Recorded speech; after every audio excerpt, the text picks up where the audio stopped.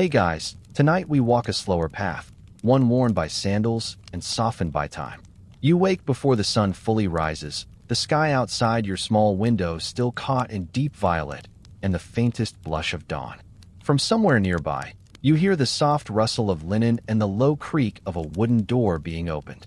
The scent that follows is unmistakable, wood smoke curling in gentle spirals, dough just beginning to rise, and a hint of crushed thyme drifting in on the breeze. You sit up slowly, wrap your cloak around your shoulders, and step out into the cool Galilean morning. Olive trees sway gently in the distance, their silver green leaves whispering among themselves. Farther down the hill, smoke curls lazily from a neighbor's courtyard oven. A rooster calls once, then again. And there, walking slowly with the rhythm of someone who knows how to meet the day without rushing, is Jesus. He turns slightly, noticing you, and nods with a quiet smile. You fall in a step beside him. Neither of you says anything yet. The silence here isn't empty. It's warm, like dough resting under cloth. You might just wish you could stay here forever. So, before you get comfortable, take a moment to like the video and subscribe, but only if you genuinely enjoy what I do here. Let me know where you're listening from and what time it is there. I love seeing this little family of peace spread across the world. Now, dim the lights, maybe turn on a fan for that soft background hum, and let's walk beside Jesus tonight, slowly and quietly. You follow him through the narrow, packed earth lane that winds between the simple stone homes of Nazareth. On one doorstep, an old woman is already sweeping with a worn reed broom. Farther along, a young girl carries a clay jar, still empty, on her shoulder, heading toward the well. Jesus doesn't head straight to the workshop this morning. Instead, he turns into the small courtyard of a family you know well. They're already baking.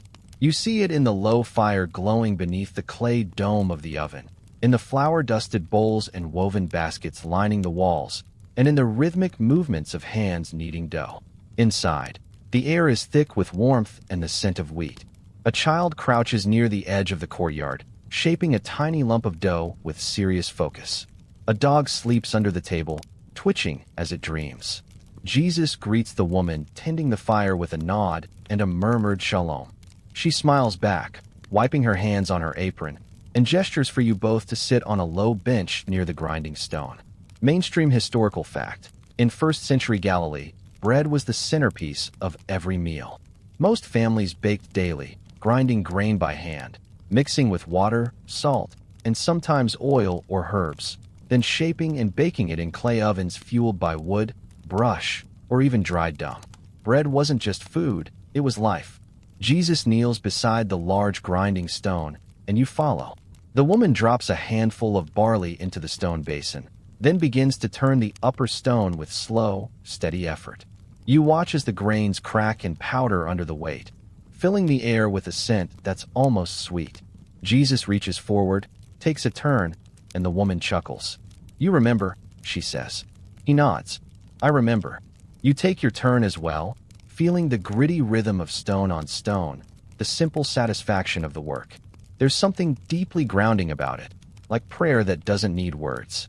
A quirky cultural detail: some Galilean families had a tradition of saving the first bit of flour ground each morning, not to bake, but to scatter in the garden as a quiet blessing, feeding the earth in return. You see the woman do this now, pinching a little of the fresh flour between her fingers and sprinkling it gently outside the courtyard door. The dough has already been mixed in a wide clay bowl, just flour, water, and salt today. Later, another neighbor might add oil or honey, but for now, it's simple, honest. Jesus dips his fingers into the bowl, not to stir, but to press lightly into the surface. He closes his eyes for a breath. It isn't dramatic.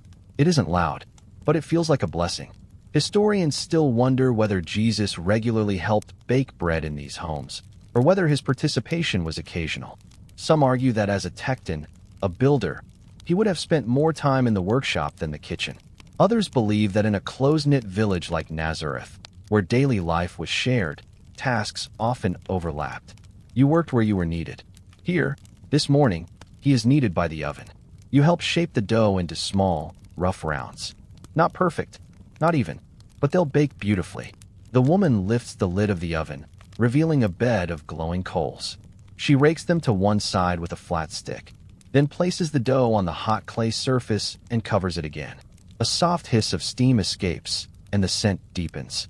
You sit back on the bench and breathe it in. Jesus' hands are still dusted with flour, his sleeves rolled to the elbow, a faint trace of ash on his cheek. It's ordinary, and it's holy. You sit with Jesus in the warm courtyard while the dough bakes, the soft crackle of fire filling the quiet. The rising sun begins to touch the tops of the fig trees beyond the stone wall, and for a moment, the light catches in the flour floating gently through the air, turning it golden.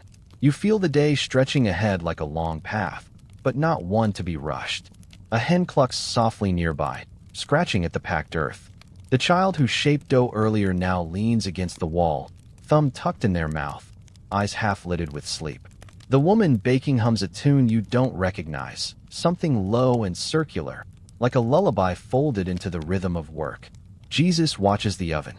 He doesn't speak, but he's listening, not just to the song or the fire, but to something deeper, something that roots this moment in quiet reverence. You find yourself listening to mainstream historical fact. Galilean ovens, known as taboons, were made of clay and shaped like domes with wide mouths at the base. Bread was often stuck to the hot interior walls or laid directly onto a hot clay tile. Women typically managed the baking, passing the knowledge down through generations. The woman lifts the lid and carefully flips the bread with a smooth piece of olive wood.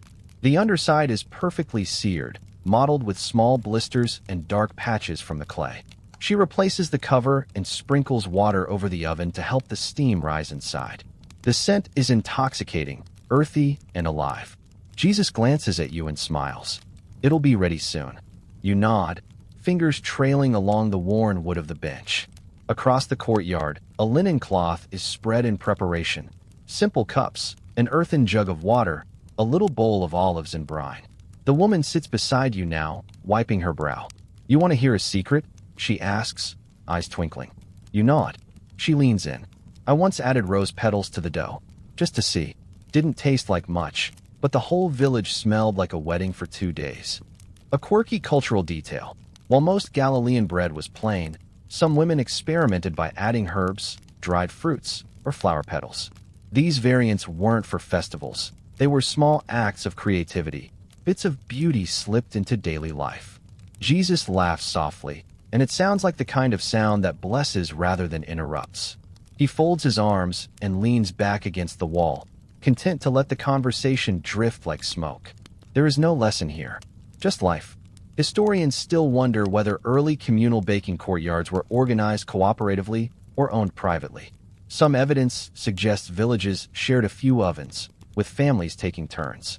Others believe ovens like this were attached to specific homes and tended by one matriarch, who welcomed neighbors to use it. Here, it feels shared. The door stays open. A neighbor appears now, cradling a wrapped bundle of dough in both arms. She exchanges greetings with the woman beside you, kisses her on the cheek, and they begin to prepare a space to bake her batch. You help lay out a fresh cloth beside the fire. The new neighbor's dough is lighter in color, likely made with wheat instead of barley. She sprinkles the tops with dried herbs before setting them near the oven to rise a bit longer. Jesus rises and washes his hands from the water jug. Then, wordlessly, he begins to help shape the new loaves. He presses the dough with sure fingers, not flattening it, just forming it gently, tucking the edges under, coaxing the shape rather than forcing it. You join him. It's easy, falling into rhythm here. Work in Galilee is rarely hurried. There's a saying one of the neighbors whispers to you once: bread rises at its own pace. So must the soul. You think of that now as you press and fold, press and fold. The original loaves are ready. The woman who baked them lifts them carefully with a cloth, setting them on the linen to cool. You can hear the crusts crackling softly as they release steam. She breaks one and offers it to you and Jesus. The first bite is everything: warm, chewy, fragrant with earth and salt and fire. Jesus eats slowly, as if tasting more than just food. Perhaps memory, perhaps gratitude. You sip cool water from the jug, and for a moment, no one speaks. The courtyard holds its own silence, filled with the smell of bread and the sound of breath and birdsong. A dog barks somewhere down the lane. A rooster crows again, later this time. And beyond the courtyard walls, Nazareth hums with morning life. But here, in this square of sun and stone and dough, time feels softened. You glance at Jesus again. He's still chewing slowly, eyes half closed, leaning into the quiet as if it's the holiest part of the day. And maybe it is. You sit there together a little longer, letting the last bits of warm bread linger on your tongue, letting the moment settle like flour on the wind. Later that morning, the courtyard slowly empties. The women gather their baking tools, folding cloths over the remaining loaves, bundling herbs, dusting flour from their robes. You help tidy, stacking the olive wood paddles neatly by the oven. The sun has risen high enough to cast sharp shadows now, the light bouncing off pale stone walls with a quiet intensity. Jesus steps through the low gate, and you follow. The two of you make your way through the narrow lanes of Nazareth, the scent of fresh bread still clinging to your sleeves. Dust kicks up softly beneath your sandals, and every few feet you pass someone carrying something. Baskets of figs, clay jars, bolts of linen. The town is alive. Jesus moves unhurriedly. His presence, even without words, seems to ripple gently through the morning. Mainstream historical fact. First-century Nazareth was a small agricultural village, home to maybe 300 to 400 people. The homes were built close together, often with shared courtyards and flat roofs. Narrow paths twisted between them, stone-paved or beaten earth, where animals wandered freely and neighbors greeted one another by name. A young boy appears from around a corner, arms straining to carry a pot nearly too big for him. Jesus kneels beside him and steadies it. "Where are you headed?" he asks. "To my aunt's house." The boy grunts, and Jesus smiles, adjusts the pot's position, and lets him continue. You see it everywhere. The small help, the quiet kindness. Jesus doesn't perform miracles here. He holds the edges of daily life, like a thread passing through every gesture. The two of you stop near the village well. It's bustling now, women drawing water, laughing, braiding their hair, balancing jars on their shoulders. One woman offers you a drink from a shallow dipper. You thank her, the water cool and sweet in your mouth. A quirky cultural detail. Wells were often places of community gathering, not just for drawing water, but for exchanging stories, news, and gossip. Many women used decorative jars, not out of luxury, but pride. Some even etched symbols or initials near the neck of the clay, small markers of identity. Jesus watches as an older woman lowers a jar slowly, her arms trembling slightly. He steps forward and takes the rope from her, drawing the water with smooth, even strength.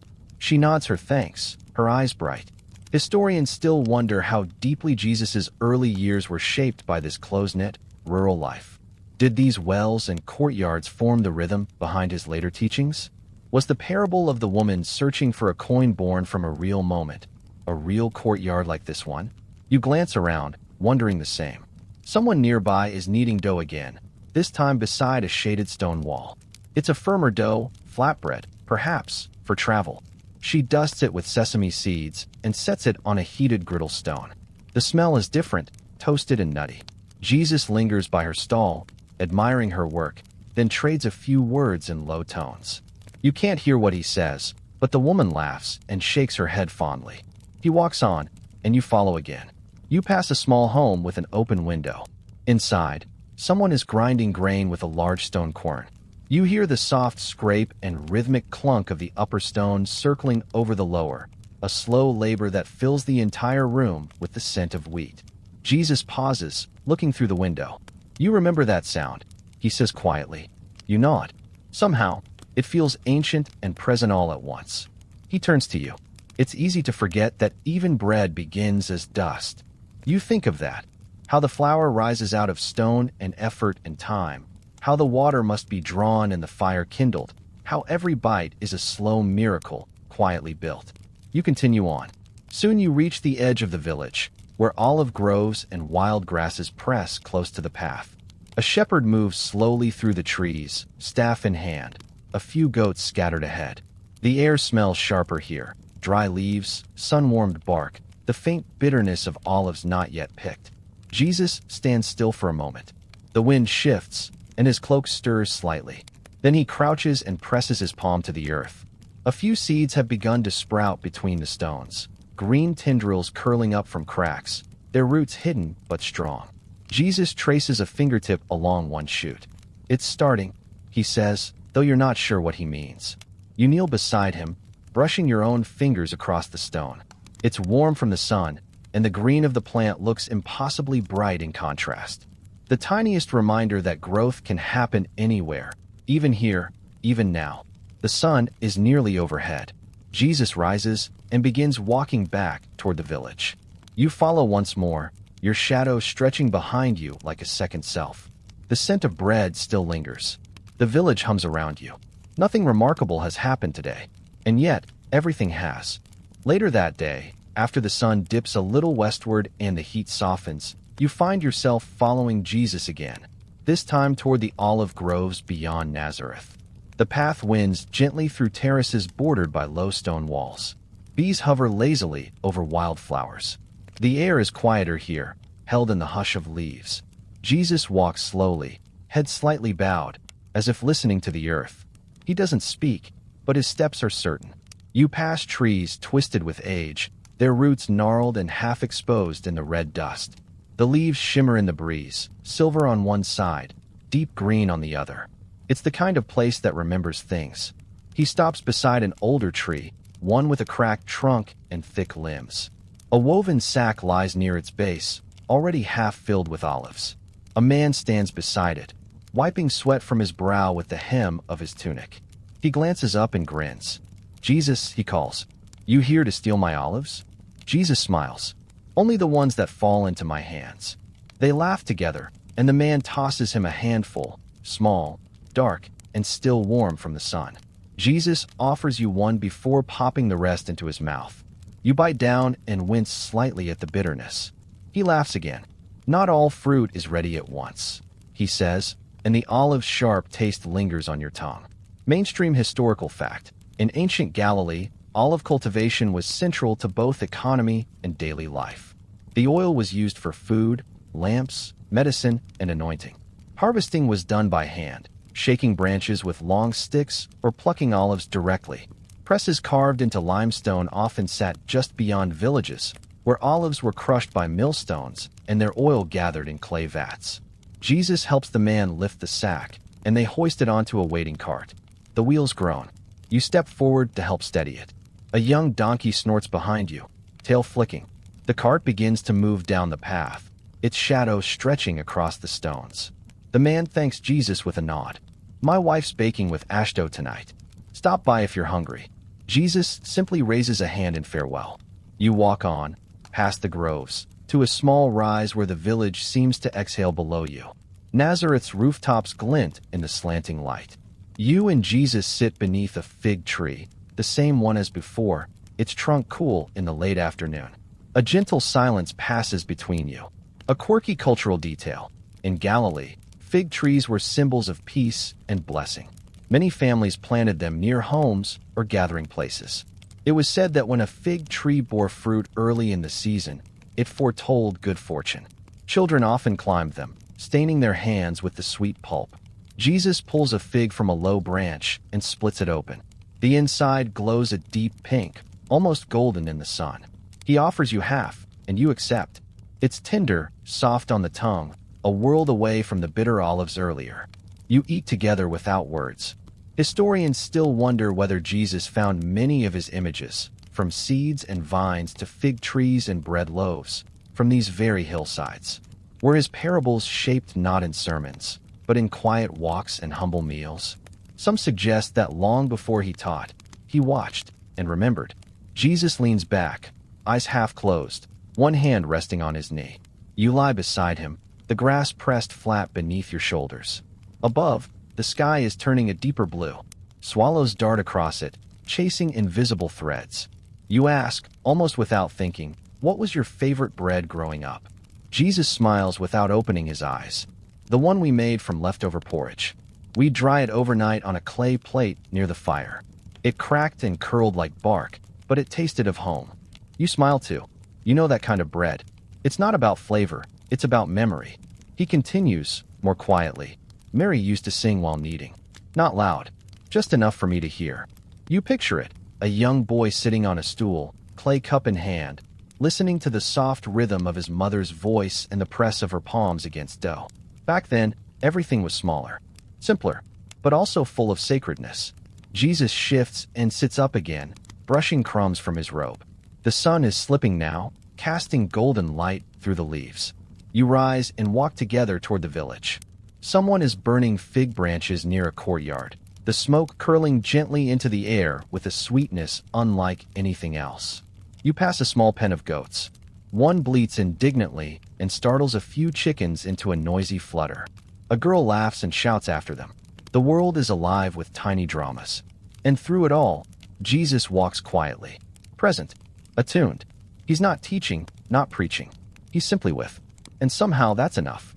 You return home just as the evening lamps are being lit. Mary has left a cloth bundle near the doorway, still warm.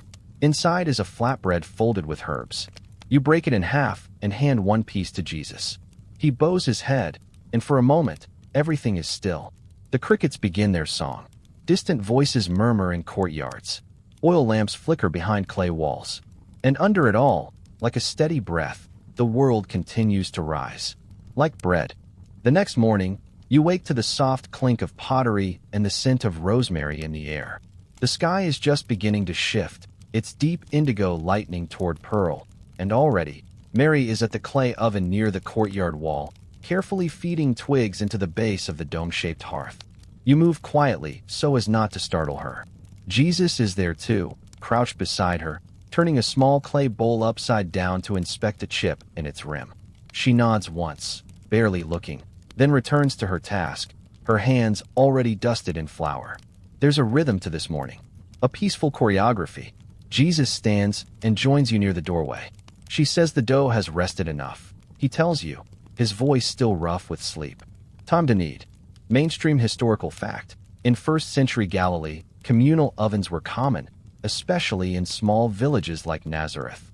But many homes still kept small, domed ovens built from clay and dung, fueled with twigs or olive wood. Dough was shaped into rounds or flat cakes and slapped directly onto hot stones or the oven wall. Bread was eaten fresh daily. Leavened loaves required careful planning in the warm climate.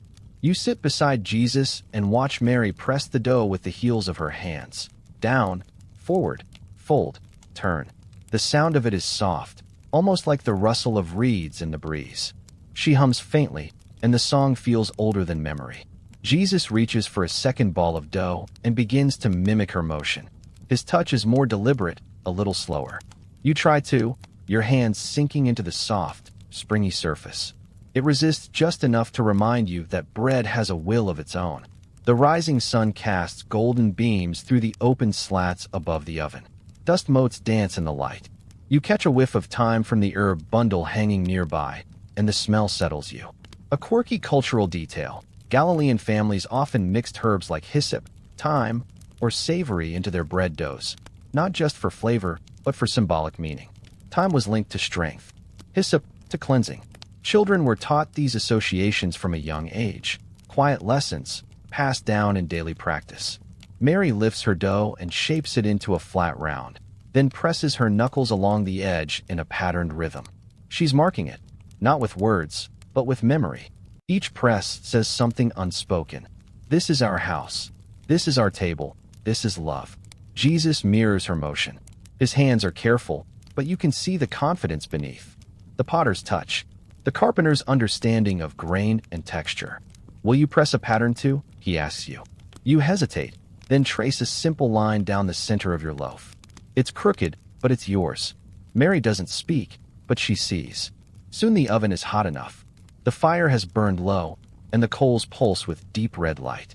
Mary moves quickly now, lifting one dough round at a time and slapping it onto the inner curve of the oven's wall.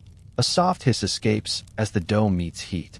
You sit and watch the loaves begin to blister and brown. The smell rises, earthy, warm, slightly sweet. It clings to your hair and settles into your skin like a blessing. Historians still wonder whether the phrase, "Give us this day our daily bread," came from such mornings. Was it first whispered not as a prayer, but as gratitude for the labor of mothers and sons in quiet homes like this one? Some scholars suggest Jesus' prayer carried the texture of memory, of this oven, this flour, this fire.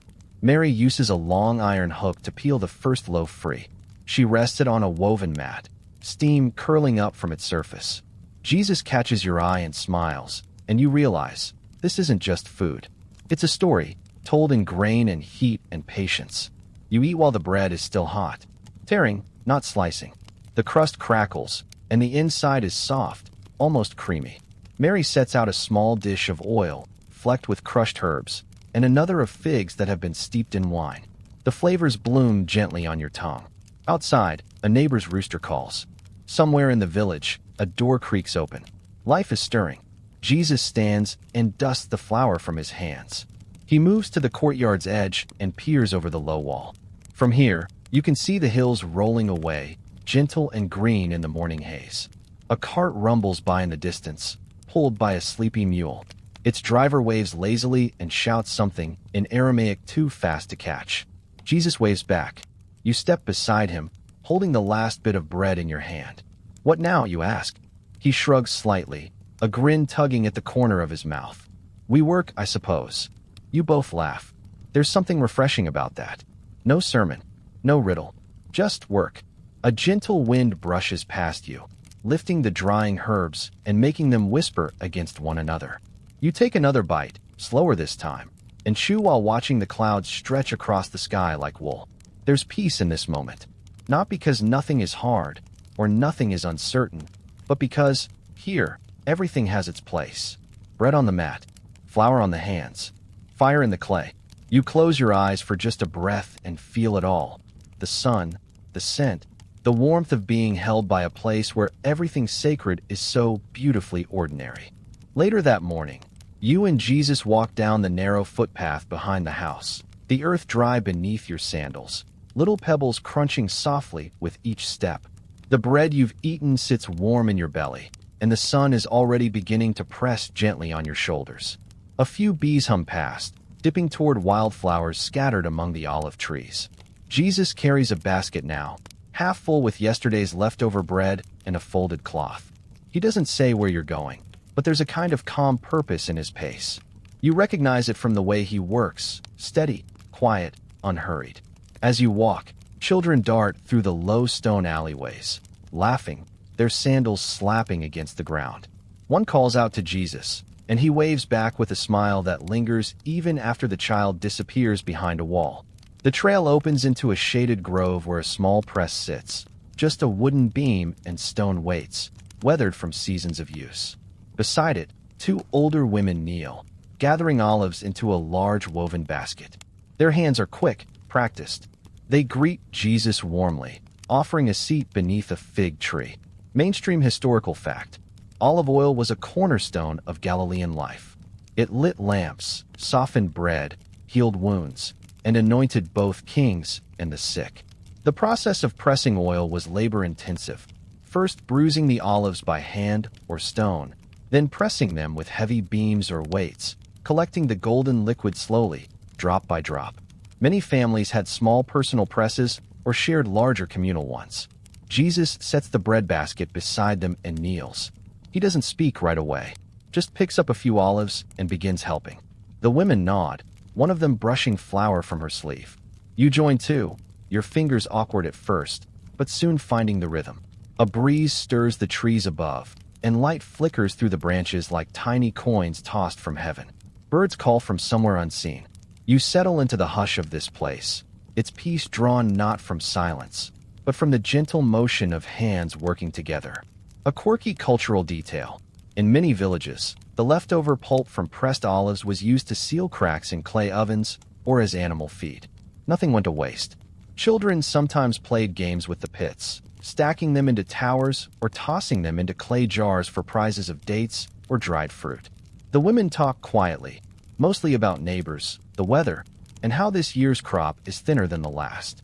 One mentions a fox seen near the vineyard. Another wonders if the baker's youngest is finally teething. Jesus listens without interrupting, offering only a smile or a nod. His presence is restful. It's as if even the air slows down when he's near. You sit back for a moment and watch him. His sleeves are rolled. His palms are darkened with oil and earth. His brow glistens with sweat.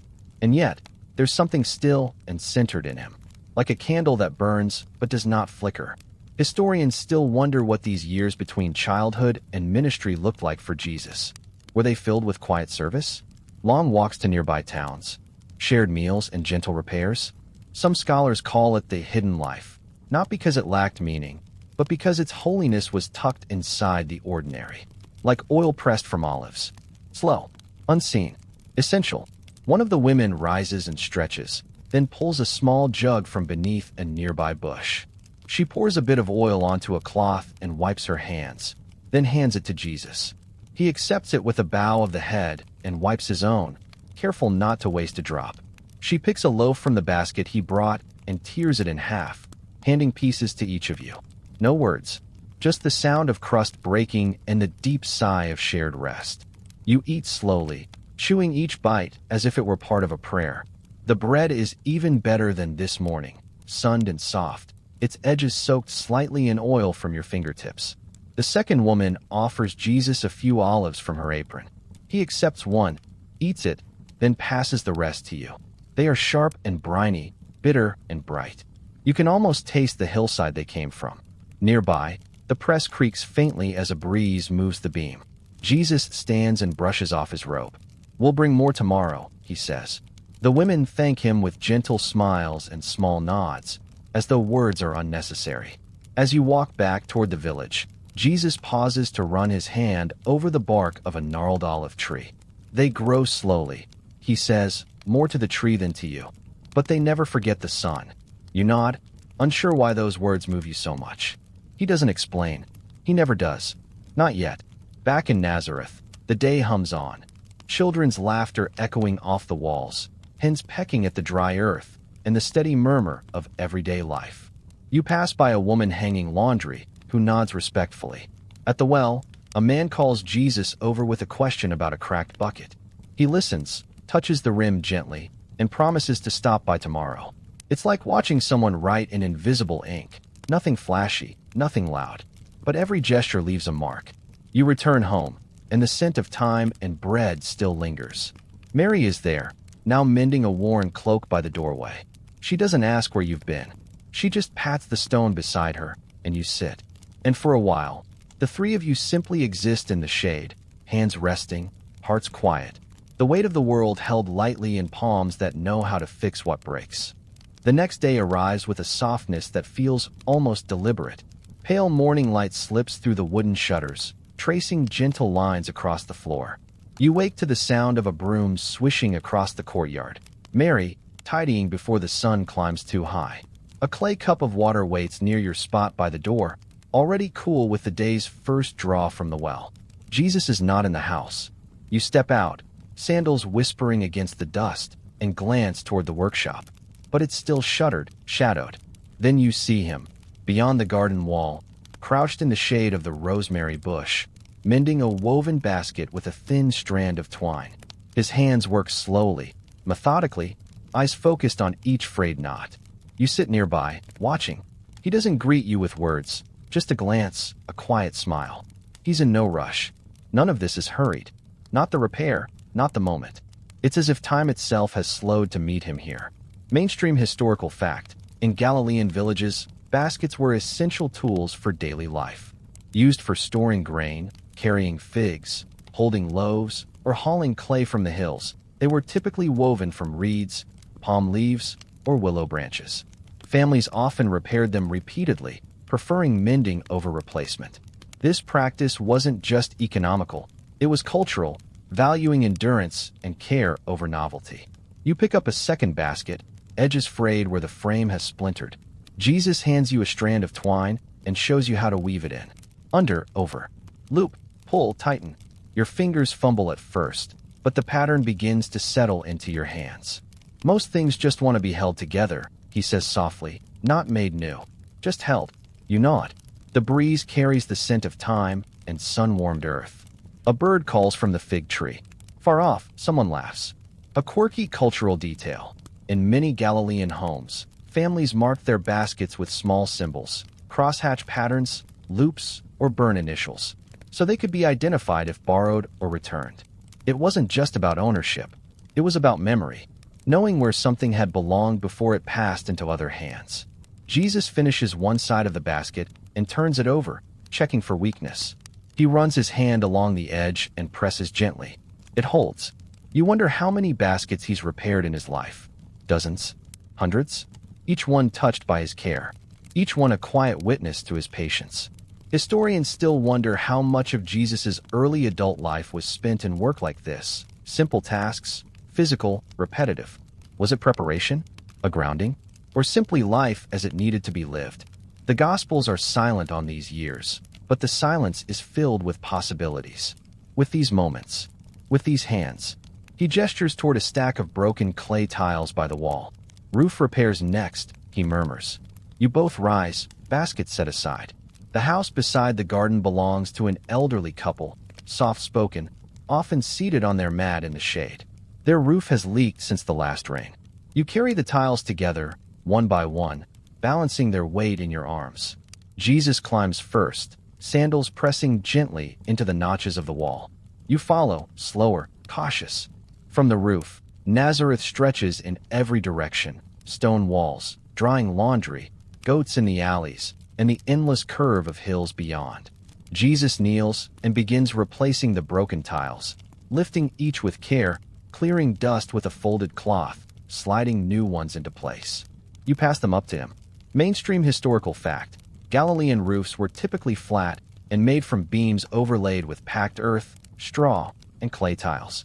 Families used them for sleeping in hot seasons, drying herbs or fruits, and watching for travelers.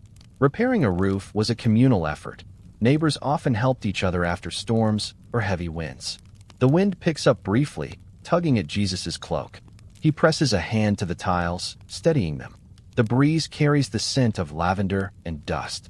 Below, the couple watches from the doorway, smiling up at him as though he were their own. You work together until the sun reaches its peak. Sweat beads along your brow. Your arms ache, but the roof is whole again. Jesus descends carefully, brushes the dust from his knees, and accepts a cup of goat's milk from the old woman without a word. You drink yours slowly, seated on a low stone, feeling the clay cup cool against your palm. And then the man hums, an old tune, worn and crooked. Jesus smiles. He joins him softly, voice low and warm, not quite singing, more like remembering. A group of children run past with olive branches tied into hoops. One pauses to watch Jesus, eyes wide, then dashes off again. Back home, Mary has set out lentils and flatbread. You eat without much talk. There's a weight to the quiet, not heavy, but meaningful, as if everyone knows the stillness is precious. Later, Jesus takes the repaired baskets into the house and sets them beside the door. You linger outside, letting the wind move across your skin. There is so much that remains unsaid, and yet, nothing feels missing. Not here. That night, the stars rise slowly above Nazareth, tiny golden pinpricks against the darkening blue. The air is warm but gentle, carrying the faint scent of crushed sage and the lingering traces of ash from cook fires. You sit beneath the fig tree, its leaves rustling quietly overhead, a woven mat beneath you. Jesus is there, too, not saying much, just whittling a small piece of olive wood, his hands steady, his eyes peaceful. You ask softly, "What are you making?" He smiles without looking up. "Something for the children." A tiny carved dove begins to take shape between his fingers. You watch him work for a while, the silence companionable. There's a rhythm to it, the faint scraping of the blade, the occasional tap of wood against stone, the distant chorus of frogs near the well. Mainstream historical fact: toys in first-century Galilee were often handmade from wood, clay, or cloth. Simple dolls, miniature animals, spinning tops, and carved birds were common. These small items weren't just distractions. They reflected the love and care of the hands that made them, often passed from parent to child or shared among siblings. Jesus hands you the piece, half finished. You turn it in your palm. The wings are delicate, still rough at the edges. He shows you how to smooth them using a scrap of linen dipped in oil. The wood begins to glow under your touch. Every child deserves something gentle, he says, almost to himself. The sound of footsteps breaks the stillness. Two young boys approach, hesitant but curious. One carries a cracked hoop. The other cradles a broken slingshot. They pause at the edge of the yard, unsure. Jesus waves them closer. He takes the hoop first, examining the break. Then he nods and sets it aside, taking the slingshot in hand. The boys sit cross-legged nearby, eyes wide. You help mend the hoop with thin strips of reed soaked in warm water.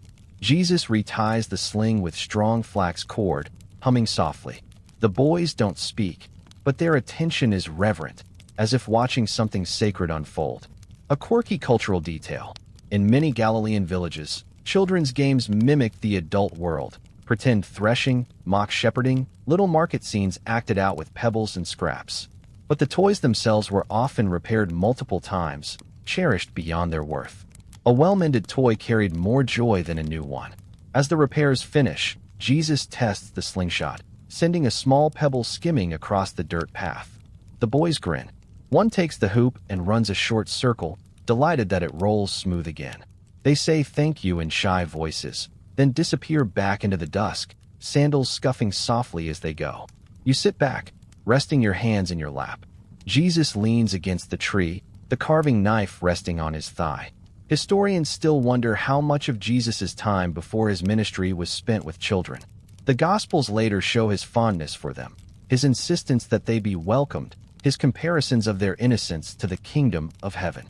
But in these quiet years, one can imagine him shaping their laughter as gently as he shaped wood, helping to mend not just their toys, but their trust. A breeze stirs the fig leaves again, and the stars shine brighter now. The silence deepens, not empty but full, as if the very air around you is listening. Jesus speaks again. People forget how much children notice, he says.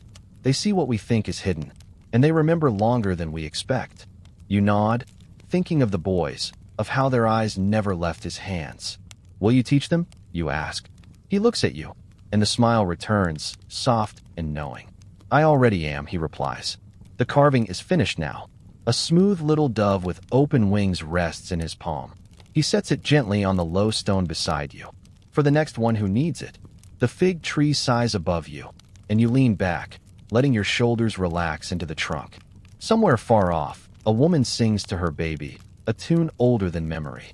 Jesus closes his eyes, hands folded in his lap. And for a long time, neither of you moves. You feel it, not the weight of the world, but the sacred stillness that comes before change. Like the hush between wind gusts, like the deep breath before the day begins. And all around you, the night listens. The next morning, you wake to the sound of footsteps crunching across the courtyard, slow, deliberate, like someone deep in thought. Jesus is already up, brushing flour from his hands onto the hem of his tunic. You follow the scent, fresh bread rising in the clay oven, that warm, rich smell of yeast and earth and fire. A few neighbors are gathered near the door, greeting him with quiet smiles and easy conversation. One brings a jar of thick olive oil as a gift. Another carries a small bowl of honeycomb, wrapped in fig leaves. Jesus motions for them to sit. The flatbreads bake on the heated stones inside the oven, and he reaches for a palm fan to adjust the coals. You offer to help, and he nods, handing you a wooden paddle carved with care, its edge blackened by many mornings like this. Mainstream historical fact: in Galilean households of the 1st century, bread was the central staple, often made fresh each morning. Most families used a simple domed clay oven called a tabun, lined with stones and fueled by dried kindling and animal dung. The resulting bread was soft, round, and shared communally, sometimes wrapped in leaves or dipped in oil and herbs. One of the women points to a small jar on the ledge and says, "That's the last of my anise. I thought it'd go well with today's batch." Jesus takes it carefully, sprinkling a pinch into the dough with a nod of thanks. "You always know what works best," he tells her. She laughs, "Only because I learned it from Miriam." A quirky cultural detail. Among Galilean women, spice combinations were often handed down like sacred knowledge, from mother to daughter or neighbor to neighbor. A pinch of this, a breath of that, not written down, but remembered by rhythm and scent. To know a family's bread was to know its soul. The bread finishes with a golden edge, crisp at the rim and soft at the center. You stack the rounds into a woven basket, and the neighbors gather around, tearing off pieces, dipping them into small bowls of oil or pressed dates. Jesus passes one to a boy perched on the steps, and another to an elder who arrives with a limp and a quiet nod. There is no feast, no loud blessing, just the hush of shared food, the peace of presence. You sit beside Jesus as the sun lifts higher, warming the wall behind you. Do you ever wish you could stay like this? You ask. He gazes across the rooftops, watching a bird land on a fence post. Of course, he says, but bread doesn't rise by staying still. You chew slowly, savoring the soft grain and gentle spice. Historians still wonder whether Jesus regularly helped bake bread in his early years, or if he left that to the women of the household. Some suggest he would have learned it as part of daily life in a small village, an unspoken apprenticeship in patience and process. Others think the metaphors he later used, about leaven, about broken loaves, about daily nourishment, reveal a man who knew bread not just as food, but as something holy. Jesus wipes flour from his forearm and leans back against the wall, letting the morning breeze dry the sweat on his brow. Around you, the courtyard quiets. The neighbors begin to drift away, leaving only echoes of thanks and half-empty bowls behind. You begin to gather the dishes. He helps, as always, not because he must, but because it is the rhythm of things. Together, you rinse the clay pots with water drawn from the well, letting the sun dry them naturally. As you stack the paddle by the oven, he turns to you again. Do you know what I love most about bread? He asks. You raise an eyebrow. It remembers every hand that shaped it, he says, and it still rises.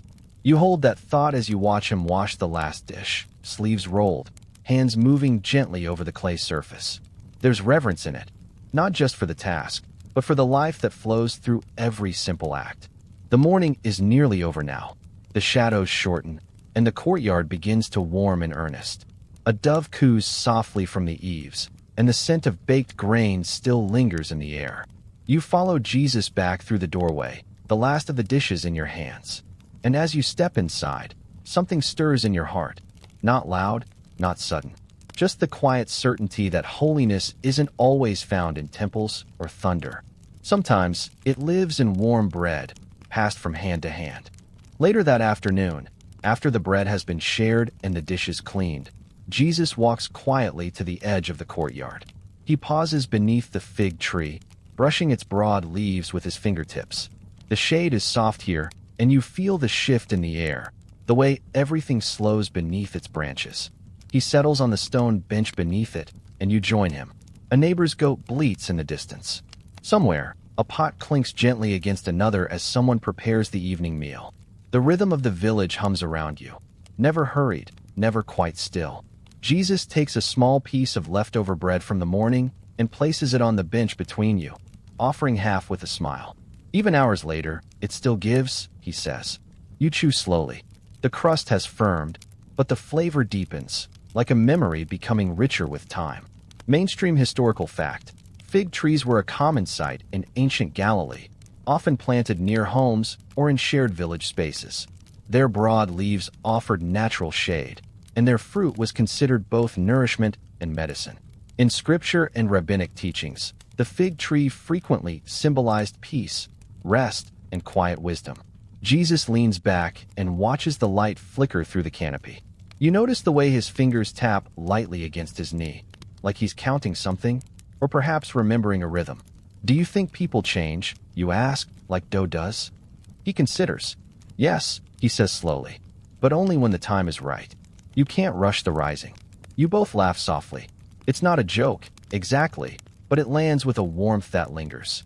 A woman passes by with a basket balanced on her hip, filled with herbs wrapped in linen. She pauses to offer a few leaves, thyme, hyssop, and something sweet and unfamiliar. Jesus thanks her, and you crush one gently between your fingers, breathing in the fragrance. A quirky cultural detail. In small villages like Nazareth, herb lore was shared like song. Every leaf had a purpose, and every kitchen had its own signature scent. Children often learned which sprig soothed fevers or which blossom sweetened the air before they learned to read or write. Jesus tucks a few leaves into the fold of his sleeve, saying nothing. You glance around at the simple stone homes, the baskets stacked neatly in doorways, the laundry catching wind on clay rooftops. Historians still wonder, you muse aloud, what Jesus did in these quiet afternoons. Did he study scripture in the courtyard? Help neighbors repair their tools? Walk the olive groves alone? Some scholars believe these were the most formative years, the silent years between stories, when the foundation for every parable was laid quietly, through observation, through habit, through kindness. Jesus stretches his legs and stands slowly. "Come," he says, gesturing toward the lane. You walk together past the well, where a young girl lowers her jar with practiced grace. She glances up, sees him, and beams. Her little brother crouches nearby, drawing in the dust with a stick, a fish, maybe, or a star. The wind shifts again. This time it carries a hint of the sea, even though it lies far off. You wonder if Jesus can feel its pull. If somewhere beyond these hills, he already senses the rivers he will cross, the voices he will calm, the stories waiting to be told. But today, there is no sea. Only this road, this dust, this peace. You pass a small olive press, a heavy stone wheel resting idle now, but soon to be turned by mule and hand. Jesus brushes his palm across the rim and says, almost to himself, "There's still time." You don't ask what he means. The words settle between you like seeds in soft soil. A boy runs past, clutching a loaf wrapped in cloth, his sandals slapping the stone. Someone calls out to him from a window. The sound echoes briefly, then fades. Jesus turns down a side path you haven't walked in weeks, leading past a narrow grove of young trees just beginning to fruit. Their branches are thin but strong, and you imagine them in a few years, bearing more, bending with goodness. He touches one lightly and murmurs, "Not all harvests come quickly." You look at him, wondering if he's speaking about bread, about trees, or about himself. Probably all three. Back at the courtyard, the shadows have begun to stretch. Mary is sweeping, her strokes even and slow.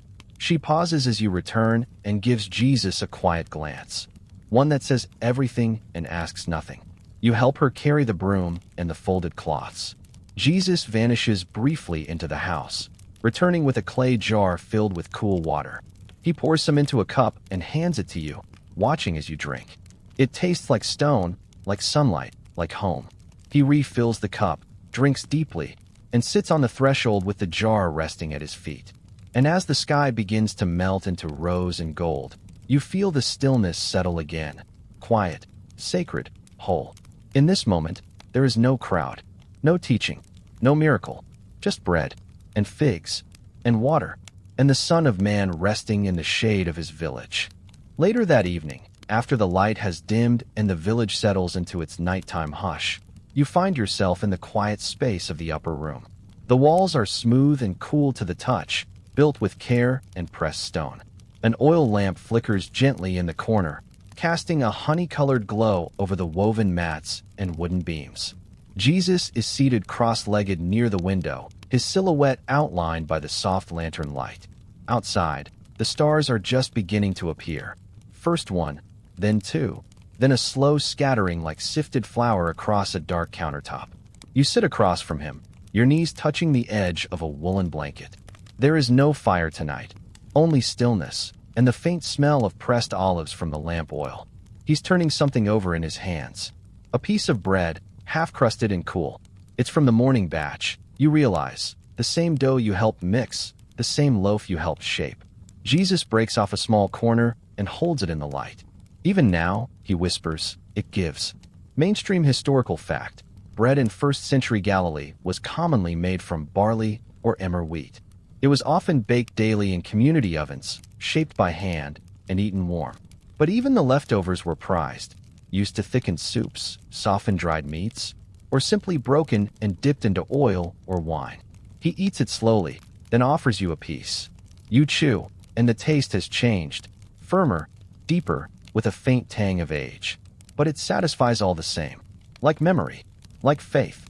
Jesus looks up at the stars through the small window. They always return, he murmurs, even when the sky forgets them for a while. A quirky cultural detail. In some Galilean households, people would whisper blessings to the stars as they emerged. Not loud prayers, but intimate sayings passed down from grandmother to granddaughter. Hopes tied to light, names wrapped in silence.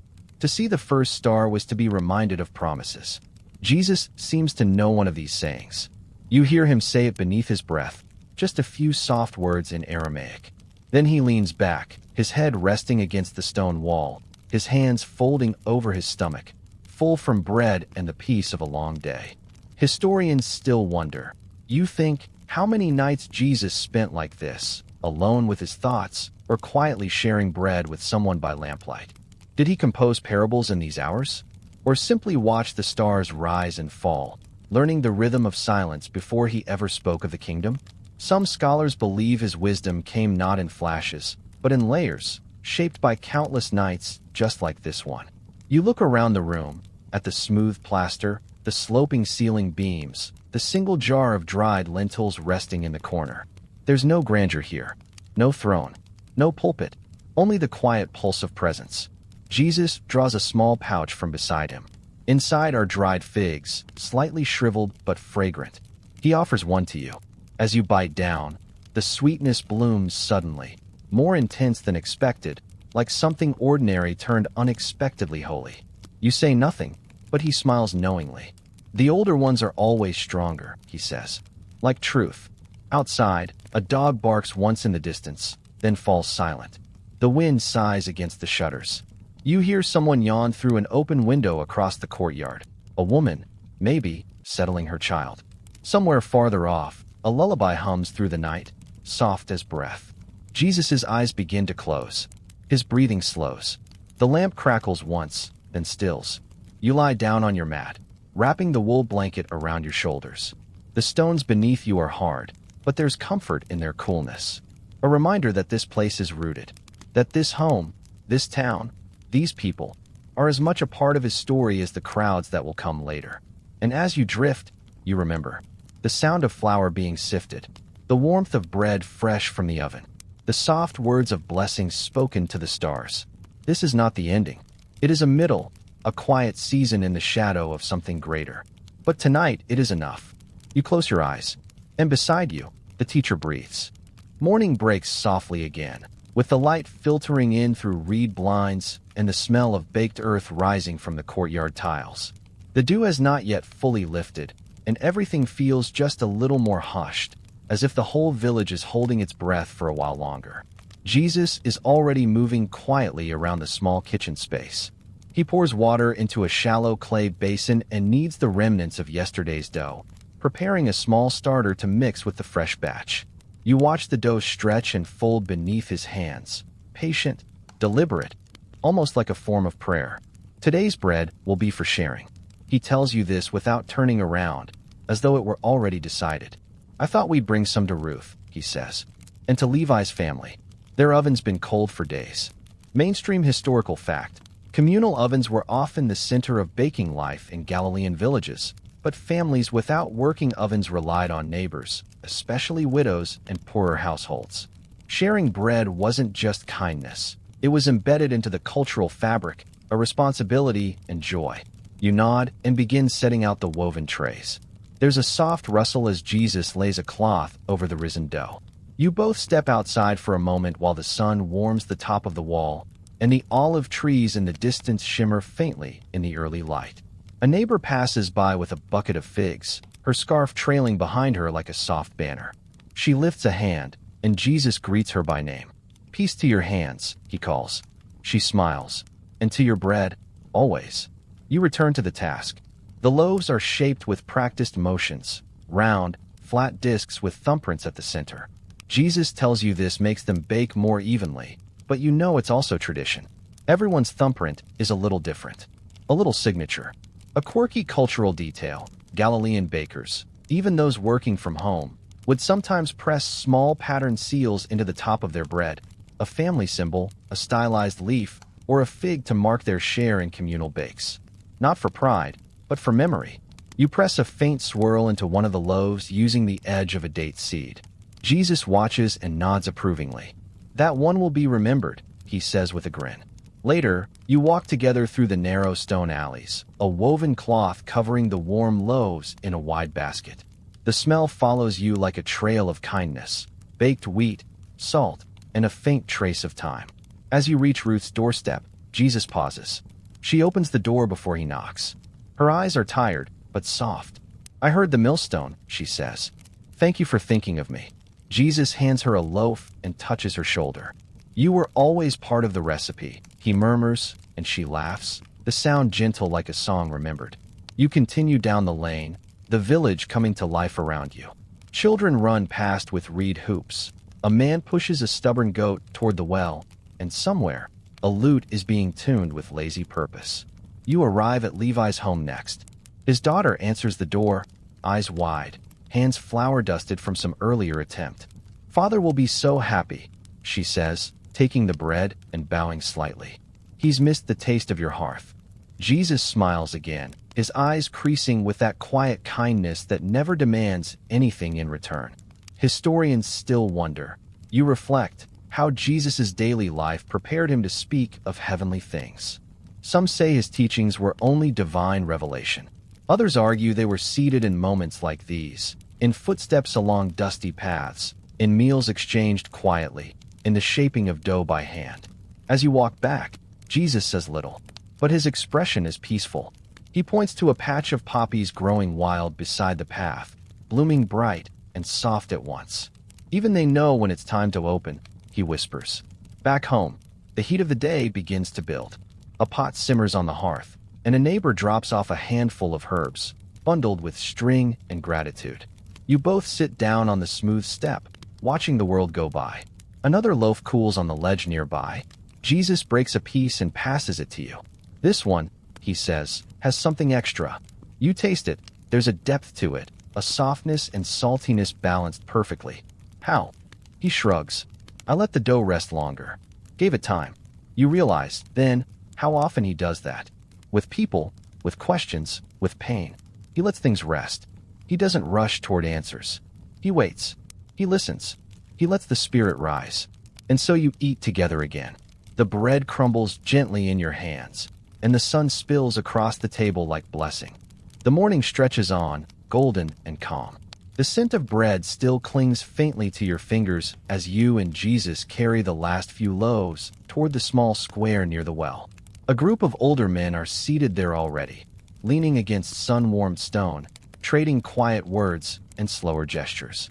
One of them raises his hand in greeting, and Jesus answers with a soft nod. You settle nearby, placing the basket at your feet. Jesus begins tearing small pieces from a loaf and offering them wordlessly. No one protests. The bread is received with grateful eyes and slow chewing, as though tasting more than wheat, perhaps memory, perhaps comfort. The square is quiet today. The tanner is gone, perhaps off delivering hides. The potter's stall is shuttered, but the rhythms remain. A boy pours water into a clay trough for a stubborn goat. A young girl braids twine into a loop, humming off-key but sweetly. Jesus watches it all. Mainstream historical fact. In first-century Galilean villages like Nazareth, communal spaces were often multifunctional, serving as informal markets, council spots, resting places, and even prayer sites depending on the time of day and need. They weren't grand plazas, just shaded spaces worn smooth by use. You begin sweeping the dust away from the low bench near the well, using a bundle of reeds tied with flax. Jesus helps without a word. It's this rhythm you're coming to know so well. Gentle work, shared silence, the presence of peace that speaks louder than sermons. Soon, an old woman with a woven basket arrives. She sells no goods, just walks from door to door carrying scraps for the stray animals. She offers a blessing instead of payment. "May your shade be wide," she says as Jesus breaks her a piece of bread, "and your ground never dry." Jesus bows lightly in response. "And may your steps leave soft echoes." A quirky cultural detail. Blessings were part of everyday speech in Galilean life, not reserved for ritual moments. People blessed work, food, water, firelight, even silence. They weren't formulas. They were threads of kindness woven through ordinary speech. The girl who had been humming wanders closer now, offering Jesus a garland of herbs and dried fig leaves. "For your door," she says, "to keep the gnats out." Jesus accepts it with solemn dignity, as though it were a crown. "Thank you," he says. "It will guard the whole house." And just then, the wind picks up slightly, warm, rustling, soft. It lifts the corners of cloaks, tugs lightly at the garland, sends dust curling low across the square like smoke. You sit together, watching. You realize this is what so many miss, that holiness doesn't shout. It doesn't arrive with thunder. It sits beside a well. It accepts garlands from children. It shares warm bread in silence. Jesus leans back and watches a few birds pick at crumbs near the edge of the stones. One pecks too close to a goat's hoof and flutters up with a startled chirp. Jesus chuckles lightly. Even the smallest seek their share. You smile, and he notices. You're thinking something, he says. I'm just wondering what you'll carry with you from here. Jesus doesn't answer right away. He glances at the worn stones beneath your feet, at the sun-washed walls of homes made humble by time. Then he says, everything. Historians still wonder, you think, whether Jesus' wisdom was shaped more by sacred texts or daily interactions. Some scholars point to his parables' intimacy with farm tools, coins, neighbors, and bread as proof that the village formed him as much as Scripture did. You're beginning to understand what they mean. Later that day, as the sun begins its long descent, you and Jesus pass by a low wall draped in drying herbs. A boy calls out from inside the courtyard, holding a cracked pitcher in one hand. Can you help fix this? He asks, wide-eyed. Jesus steps forward, examines the base. It's a clean break. Yes, he says, but we'll need to wait for the clay to cool again. The boy nods and disappears inside, trusting that Jesus will return. You continue on. The shadows stretch longer now, painted across the ground like gentle paths leading home. A soft haze fills the air. Someone has started a fire for supper, and the scent of lentils and cumin drifts lazily through the street. Jesus stops to watch two neighbors argue over where to move a stone trough. He doesn't interfere, just stands nearby, present. After a few minutes, one man huffs and shrugs, lifting his end anyway. The other smiles slightly. Peace, made quietly. Sometimes, Jesus says, people only need someone to watch them long enough to remember who they are. And you walk on again, this time in silence. The path curves gently past the fig tree, the one with broad branches and roots that cling like old memory. Jesus touches its bark briefly with the back of his hand as he walks by. You know he'll leave soon. But today is not the day, and so the village breathes on. Its goats and wells and clay pitchers.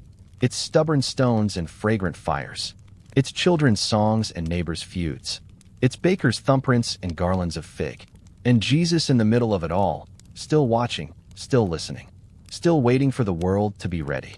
The stars are just beginning to prick the sky when you and Jesus make your way home.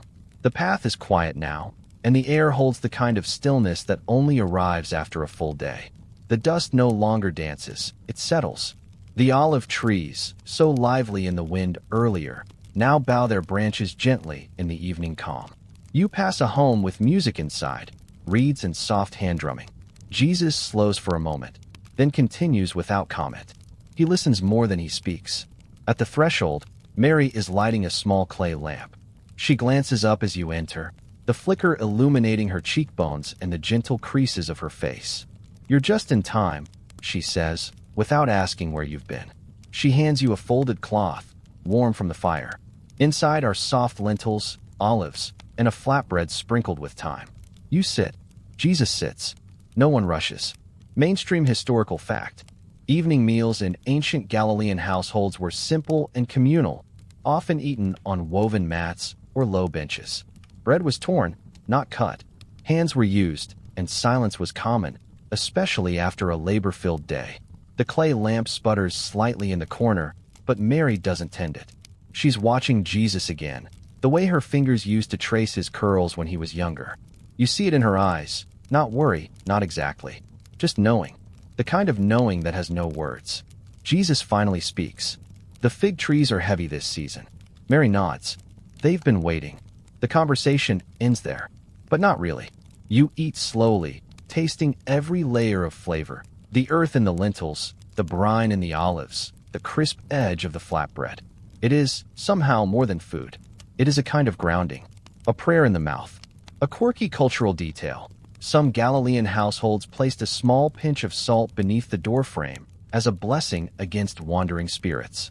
Others tucked sprigs of hyssop or fig leaf garlands above the lintel to bring good sleep and calm dreams.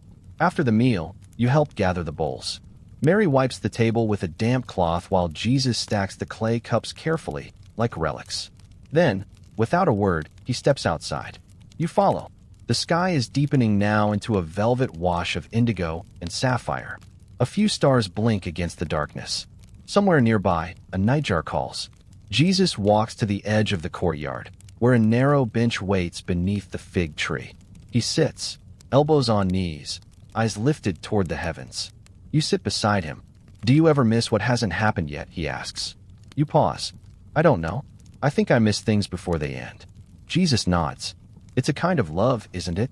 Feeling what's slipping away before it's truly gone. You both fall quiet again. The fig leaves shift above, casting slow shadows across your knees. Historians still wonder, you think, whether Jesus wrestled with his calling in private before stepping into his public ministry. Some believe he always knew. Others argue the clarity came slowly, through ordinary days like these, through bread and dust and waiting fig trees. Tonight, you believe the latter. The lamp inside flickers again, casting gold onto the floor. Mary hums softly to herself. You recognize the tune, a lullaby older than memory. A tune carried by women in Galilee for generations. Jesus listens with a small smile. She used to sing that when I couldn't sleep. Still works. You whisper, and he chuckles. Later, when the lamp is low and the stars are high, Jesus turns to you. His voice is low but firm. There's something I want to build before I go. You look at him, unsure. Another bench. He shakes his head. A table. You wait. For many, he adds. For all, really. You don't ask what he means. Not yet. You'll see. But deep in your chest, something stirs. Like the ache of knowing and not knowing all at once. Back inside, Mary has already laid down her weaving. The lamp has gone out. Only the moon offers light now, soft and milk-white across the threshold. Jesus leans against the frame, his hand resting where Joseph's once did. You understand. He's saying goodbye with every touch now. But he's not leaving yet. There is still wood to shape, still hands to hold, still one more table to build. You lie down on the mat beside the hearth, the warmth of the day still lingering in the clay floor. Jesus is near. His breath is steady. The fig leaves murmur just beyond the wall. And sleep finds you not like a plunge into darkness, but like a quiet door swinging open. Because here, in this house of bread and fig, love waits without urgency. And holiness still sits beneath the stars, holding nothing but time. You wake to the scent of rising dough and the hush of dawn threading its way across the floor. Mary is already at the table, her hands deep in a bowl of flour, the sleeves of her tunic tied neatly above the elbow. Her motions are steady, practiced. You hear the whisper of sifted grain, the thump of kneading against wood. Jesus is not far. He's in the courtyard, adjusting a small wooden frame near the fig tree. You watch as he measures a length of plank with a cord of knotted flax, the kind Joseph used. His movements are careful but unhurried, as if the work itself is a kind of prayer. You join him, kneeling in the dust to hold one end of the wood. He doesn't speak, but the look he gives you is full of peace. Mainstream historical fact. Bread was central to daily life in ancient Galilee, not only as sustenance, but as a symbol of community. The act of baking, mixing barley or wheat with water, fermenting, and baking on heated stones or clay ovens, was often done before sunrise to catch the cooler hours. Inside, Mary presses her thumb into the center of each round to mark it, each loaf shaped with care, each indentation like a signature, hers alone. The fig tree rustles gently behind you as Jesus sets his chisel to the beam. A clean chip curls from the wood and falls to the earth. He works not with the urgency of a deadline, but with the rhythm of remembrance. You begin to see it, the outline of a table, low and wide, meant for many to sit around. A quirky cultural detail. Some Galilean tables were not raised on legs, but flat, meant to be placed directly on woven mats. Meals were eaten while reclining or cross-legged, often around these central planks, with shared bowls and torn bread passed from hand to hand. You help carry the parts inside as the sun lifts higher. Mary nods in approval, and for a while, the house fills with the sounds of wood tapping gently into place, bread crackling as it bakes, and the soft, slow breath of morning. Jesus places each joint carefully, aligning notches, smoothing the edges. He sands it not to perfection, but to comfort, to the softness of welcome. There's something sacred in how his hands move, not just to build, but to invite. You glance at the bread cooling by the hearth. Steam rises in thin curls. The air smells of salt, grain, and a faint sweetness. fig preserves simmering on the small clay burner nearby. Jesus wipes his brow with the edge of his sleeve and stands back to observe the table now rising in the room. It isn't elaborate. No carved symbols, no ornament. But it is wide enough for sharing, low enough for closeness, smooth enough to welcome even the weary. "Will this do?" he asks. You don't need to answer. You nod. It is more than enough. Later, as the day warms, neighbors pass by. Some with tools needing repair, others with greetings. But one woman, older than most, steps into the doorway, drawn by the smell. She smiles, her back bent slightly, a scarf tied snug under her chin. "Smells like good work in here," she says. Jesus offers her a seat near the table. Mary places a warm piece of bread into her hand. The woman eats slowly, eyes closed. "This tastes like morning," she murmurs. Jesus smiles faintly. "That's the best kind." You sit beside them, watching the table hold this moment. This woman, this bread, this stillness. Historians still wonder. You think how Jesus' early life shaped his later table gatherings. Was this where the rhythm began? The hospitality? The sacredness of breaking bread not as ritual, but as relationship? You think about that often. How holy things can begin in ordinary rooms. As the woman leaves, she places her palm on the wood surface, just for a moment. "Strong," she says. "It'll hold many stories." You believe her. The table remains the center of the home that day. Tools are set upon it. Bread is passed across it. Quiet words are spoken beside it. And once, in the hush of mid-afternoon, Jesus leans over it, resting his arms, looking not at the wood but through it, into something far off. You do not ask what he sees. The sun moves slowly across the sky. Shadows drift across the room like gentle reminders that time, though patient, is always moving. That evening, Jesus runs his fingers along the grain of the tabletop. "It remembers," he says. "What does, you ask?" "The tree," he replies. "Even when it becomes a table." He presses his palm to it once more, as if listening. And in that silence, you feel it too. The memory, the promise, the deep roots of something not yet spoken. Tomorrow, others will sit here. Tomorrow, he will begin again. But tonight, he simply builds. And you simply stay? You rise early again the next morning, drawn by the rhythm of bread and wood and quiet breath. The house stirs gently. No sharp sounds, no sudden movements, just the slow blooming of day, like the warmth from an oven spreading through soft clay walls. Jesus is outside already, standing in the slanted light, his cloak loose around his shoulders. He holds a small piece of bread, torn from yesterday's batch, and feeds it to the birds gathering near the fig tree. They hop and flutter around his feet, feathers catching gold in the dawn. You step beside him, and he offers you the remaining crust.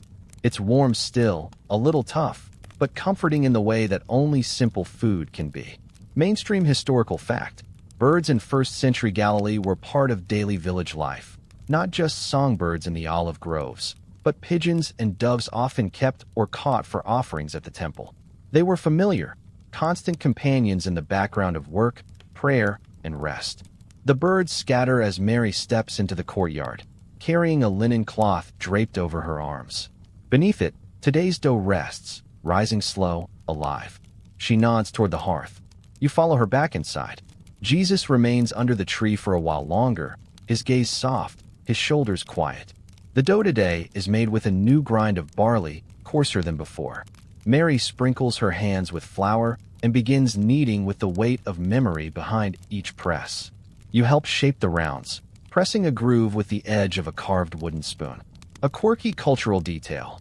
In many Galilean homes, women would mark their bread with distinct patterns, lines, dots, pressed leaves, passed down through generations, like edible signatures of love and tradition.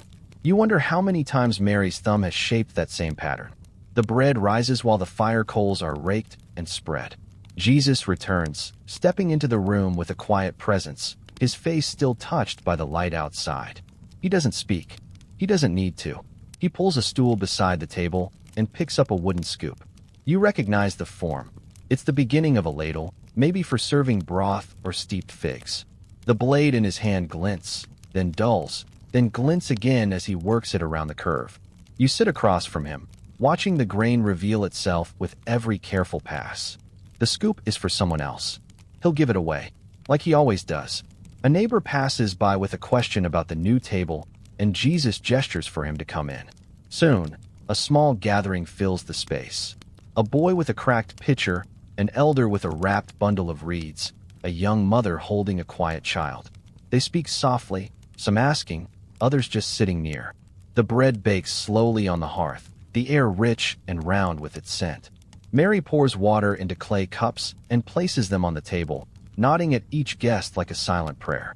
You catch the moment, how the bread becomes more than food, how the space becomes more than walls, how the silence between each word holds more weight than the words themselves.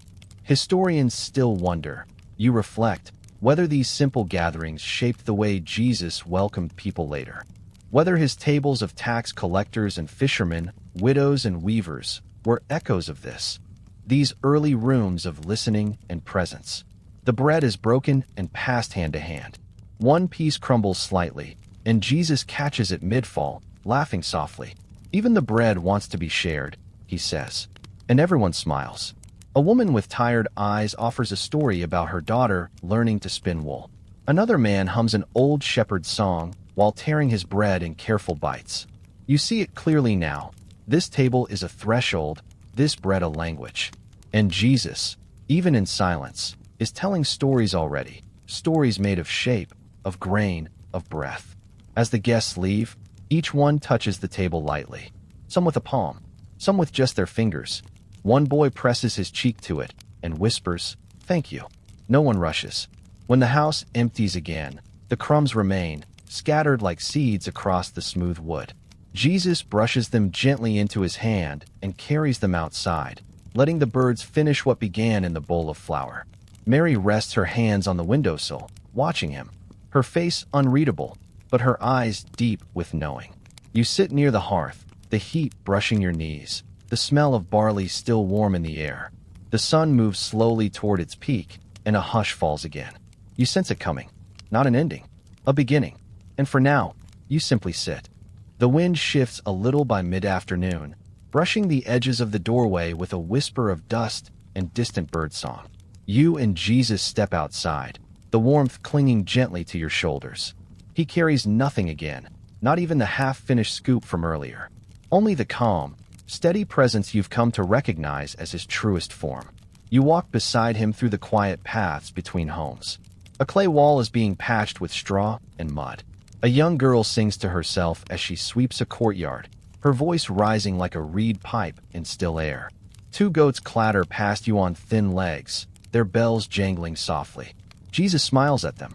You pass the olive press, its stone still dark from the morning's yield. No one is there now. Only the smell of crushed fruit, earthy and sharp. Mainstream historical fact. Most villages in Galilee owned shared olive presses, with the community working together during harvest. The oil produced wasn't only for food. It anointed wounds, lit lamps, softened wool, and was sometimes sealed with a family mark before trade. You watch Jesus reach down to trace a groove worn into the pressed stone. He doesn't speak, but you can almost feel the weight of years pressing into his fingertips. A little farther on, an elder calls to him, a widow whose doorway leans at an odd angle. The frame is splitting near the top, where rain has soaked the wood again and again. She says nothing of it, only offers a fig and a smile. But Jesus steps closer and runs his thumb along the crack. "We'll fix it," he says. And you nod, because of course you will. The wood will take time to shape. It must be measured against the frame, matched to the grain, softened first in water. But even now, the work has begun. A quirky cultural detail. In Galilean villages, repair was often done communally. If one home needed mending, others might bring tools, extra reeds, or just stories to share while work was done. A repair wasn't a burden. It was a way of being present. You see that now. Jesus doesn't hurry. He listens as the woman talks, not about her home, but about her garden, her son's sandals, the way her lamp sputtered last night. The conversation is ordinary, but it holds the shape of something sacred. He kneels at the edge of the doorway, feeling the soft crumble of wood beneath his hand. The woman offers a shallow bowl of cooled broth. You sip together, seated on a worn mat by her door. And in that quiet, you feel it again, the the hush that comes when something deeper is happening than what the eye can see. Historians still wonder, you think, whether Jesus first found his teaching voice not among crowds, but in moments like this. Inside doorways, over cracked beams, beside slow-cooling fires. Because here, too, is learning. Here is trust. The sun dips slightly lower, casting long golden fingers between clay walls. Children run past laughing, their feet slapping hard-packed earth.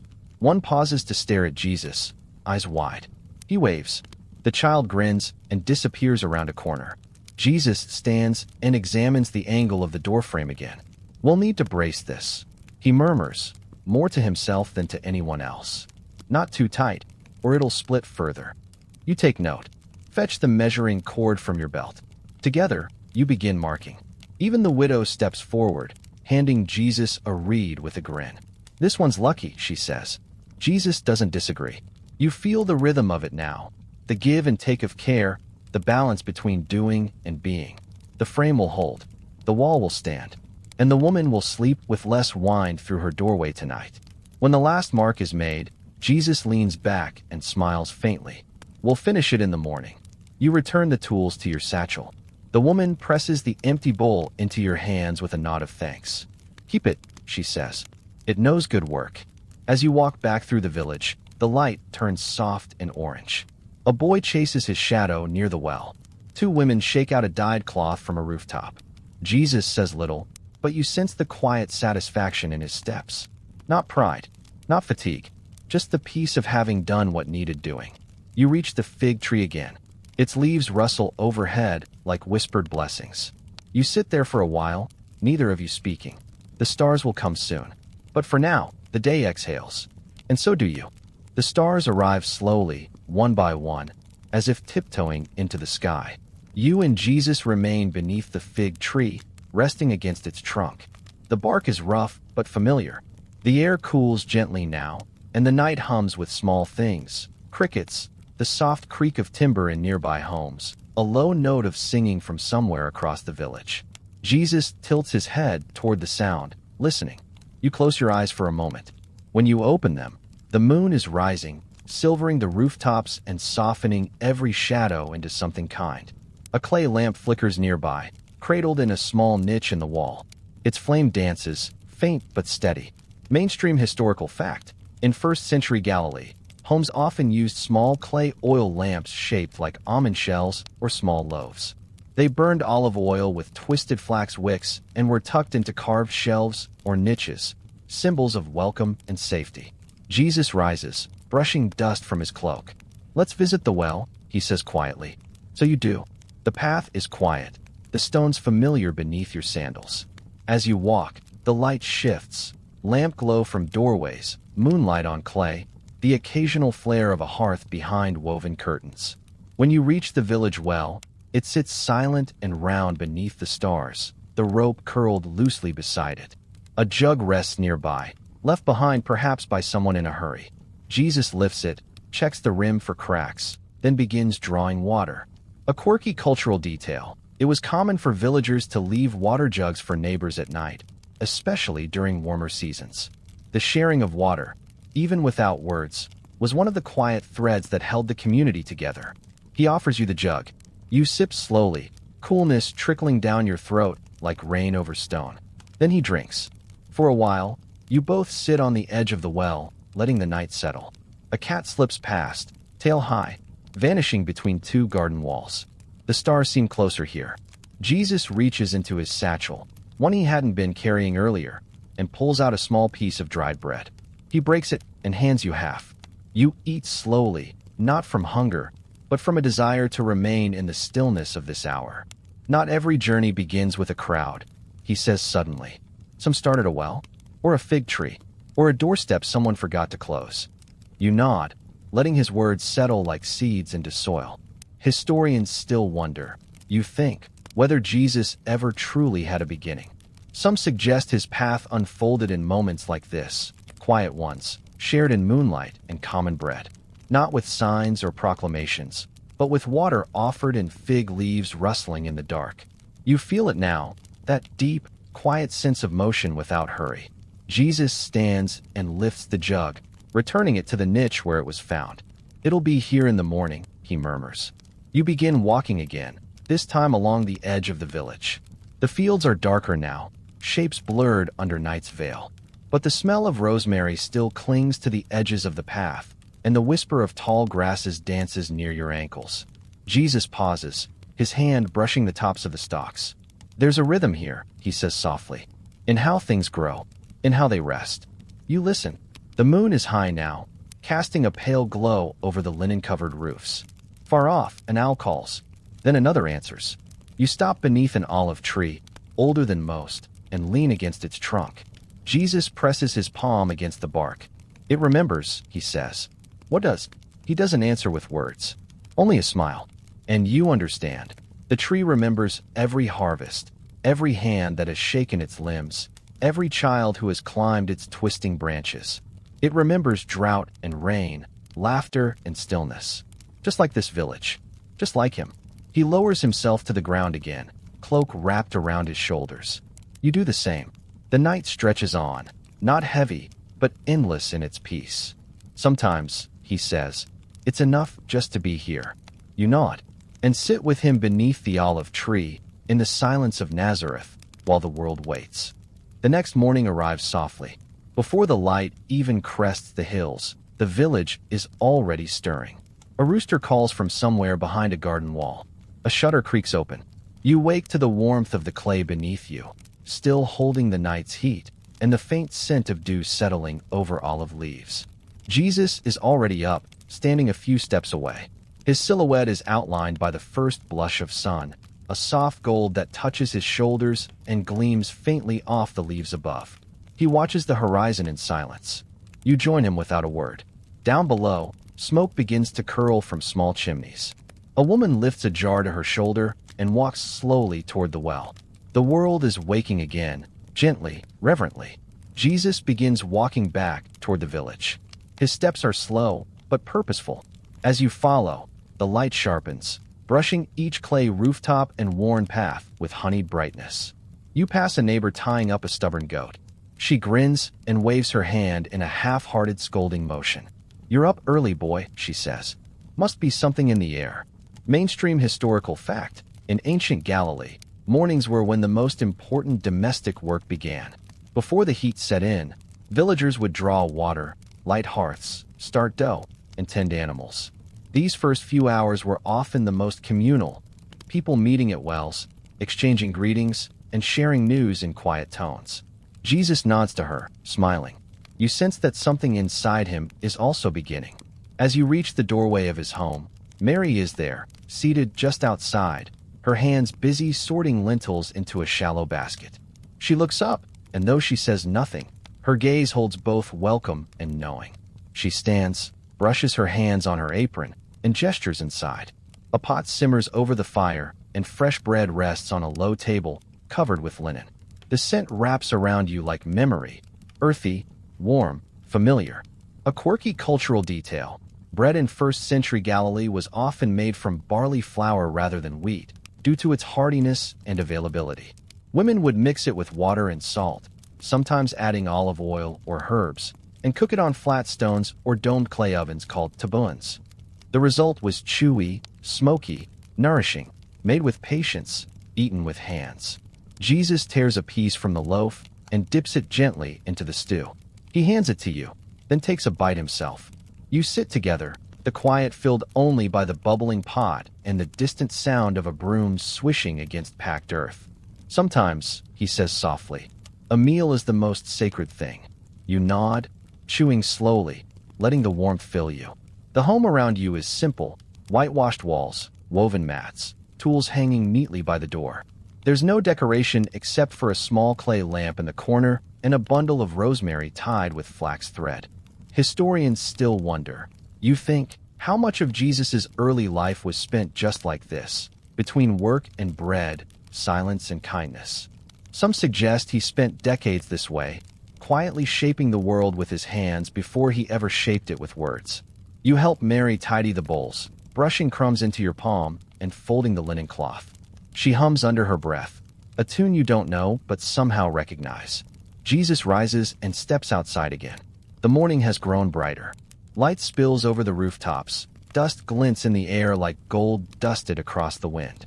You follow him through narrow lanes where baskets of figs wait outside doorways, where herbs dry in bunches under eaves, where chickens cluck softly in shaded corners.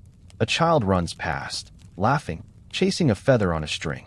The world is ordinary, wonderfully, blessedly so. Jesus pauses before the carpenter's workshop. The door stands open, the light inside dappled through slits in the clay. He steps in, but not to work, only to gather something small from the shelf. A folded cloth bundle, tied with rope. You wonder what's inside, but he doesn't say. Instead, he steps outside and turns east, toward the road that leaves the village. You understand. It's coming soon. Not today, maybe not tomorrow, but the road has begun to call. Still, for now, he walks not away from home, but through it, slowly, touching it one last time. The olive tree, the well, the neighbor's voices drifting through linen curtains. And always beside him, your footsteps, because you are part of this, too. A witness to the quiet days, to bread shared without ceremony, to hands that heal not through miracle, but through gentleness. And you sense, this morning will never be recorded in any scroll, never be preached in synagogues. But it lives, in clay and crumb, in footsteps and sun, and that is enough. By mid-morning, the sun has begun its steady climb. Shadows shorten. The scent of warm dust thickens in the air. A donkey brays in the distance, answered faintly by another far down the hill. You and Jesus continue walking. This time, he takes a longer path, one that curves behind the village and winds through a grove of almond trees. The branches arch gently overhead, some already hinting at bloom. Beneath your feet, last season's husks crunch softly. Neither of you speaks much. There's no need. The breeze is calm, and the world feels suspended, held in place by something unseen but deeply felt. At the far edge of the grove, Jesus stops. He kneels, brushing leaves aside, and begins stacking small stones in a loose circle. Nothing elaborate, just a ring of gathered earth and rock. You help without being asked. It feels instinctive. When you finish, he sits back and gazes at it with quiet satisfaction. Sometimes, he says, a place doesn't need to be sacred to become holy. It just needs to be remembered. Mainstream historical fact, archaeological findings show that small shrines or memory circles, often simple arrangements of stone, were common in rural Galilee. They weren't temples or formal altars, but places where people paused, reflected, or honored something unseen. Markers of presence, of meaning. Jesus takes from his bundle a small olive wood carving. You recognize it. A smooth disc he once shaped in the workshop, etched faintly with a fig leaf and a wave.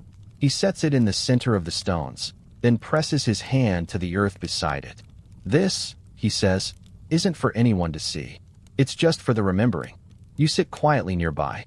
The light filters through branches, dappling his cloak, deep russet stitched with indigo thread. A bird calls from above. Somewhere, water trickles faintly through a channel you cannot see. And for a moment, it feels like time folds. Not back or forward, just inward. Into stillness. Into presence. A quirky cultural detail. Many Galilean villagers believed memory could be held in objects, not for reverence or worship, but as a way to honor the labor and love imbued in their making. A spindle passed from mother to daughter. A carved peg with a father's mark. A rock from a childhood stream. Items were kept not for usefulness, but for belonging. Jesus stands and gently brushes his palms clean. You walk back slowly, the fig leaf disc left behind, resting quietly in its ring of stones. No one else will know it's there. That's the point. As the grove gives way to terraced hills, you spot children chasing one another along the ridges, their voices clear in the open air. They carry sticks and leafy crowns, laughing with the boundless joy of the young. One trips and falls. Jesus is already there. He crouches low, brushing dirt from the child's elbow, offering no lecture, only a pat on the shoulder and a gentle word. The boy beams and scrambles off again. You watch Jesus rise, eyes following the boy's retreating figure, and you wonder again how much of his power is not in miracle, but in attention, in the way he truly sees. Historians still wonder, you recall, whether any of the parables were born in these hills. Whether the mustard seed was first seen here, tiny in the palm of his hand. Whether the lost sheep was a Raal sheep, heard bleating one evening near a ridge. Whether the Good Samaritan was a neighbor once turned away and remembered. You believe they were. Because this land is filled with stories. You just have to pause long enough to hear them. You reach a low wall near a grove of fig trees. Jesus leans against it, pulling from his satchel a small round of bread and a fig wrapped in cloth. He breaks the bread in two and hands you half.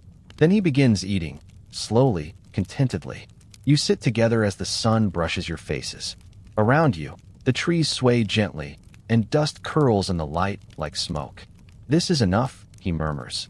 You don't know if he means the food, the moment, the life behind, or the life ahead. Maybe all of it.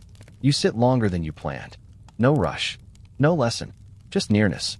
A breeze lifts the edge of his cloak. And you understand, there will be great days ahead.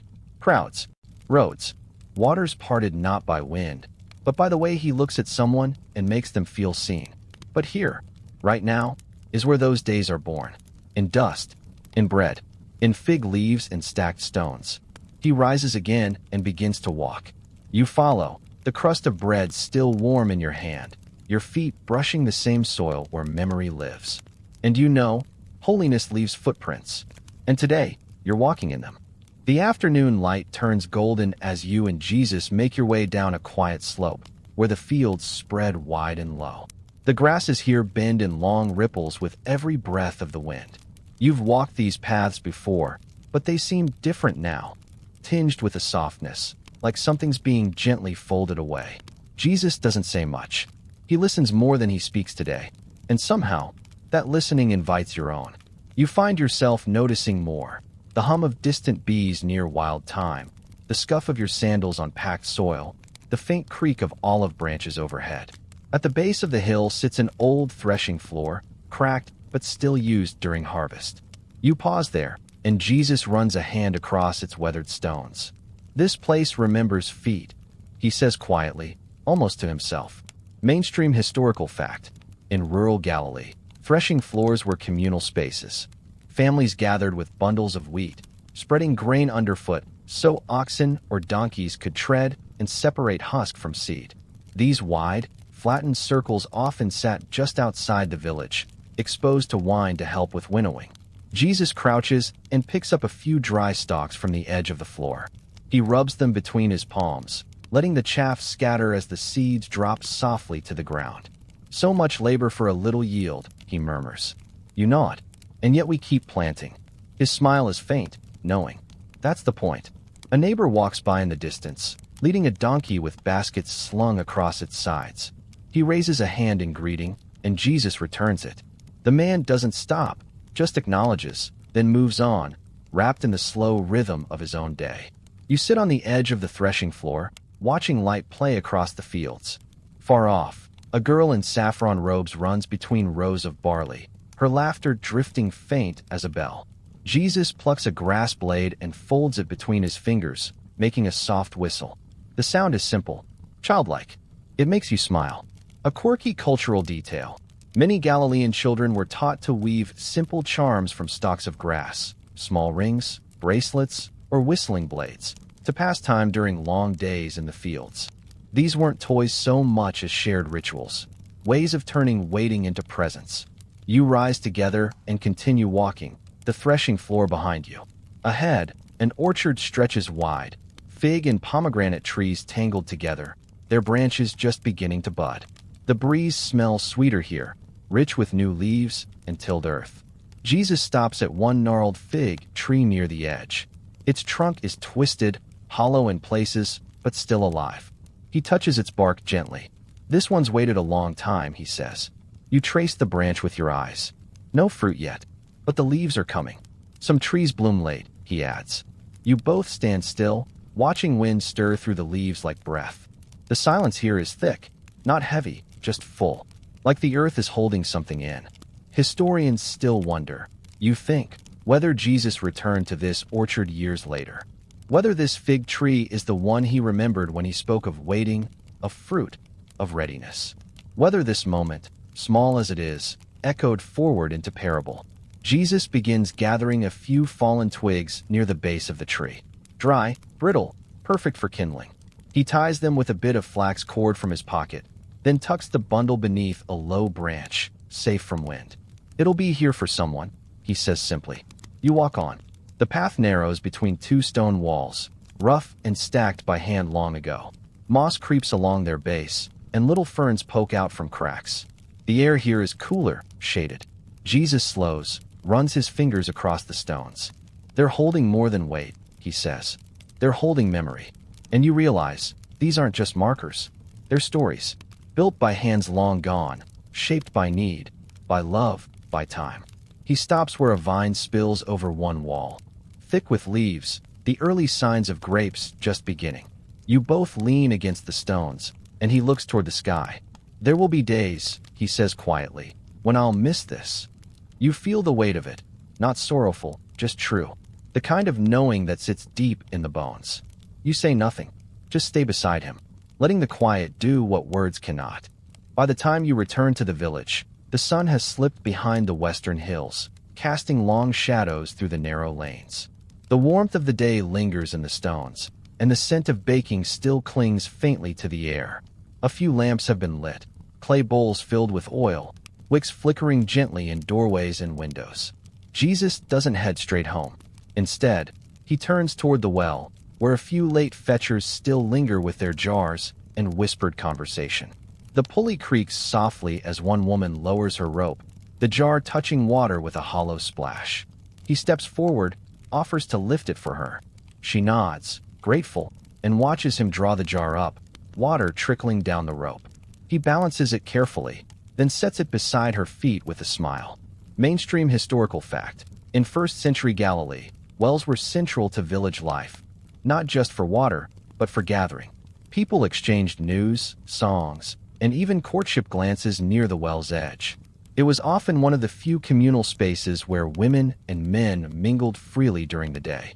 As the woman turns to go, she murmurs a short blessing over her shoulder.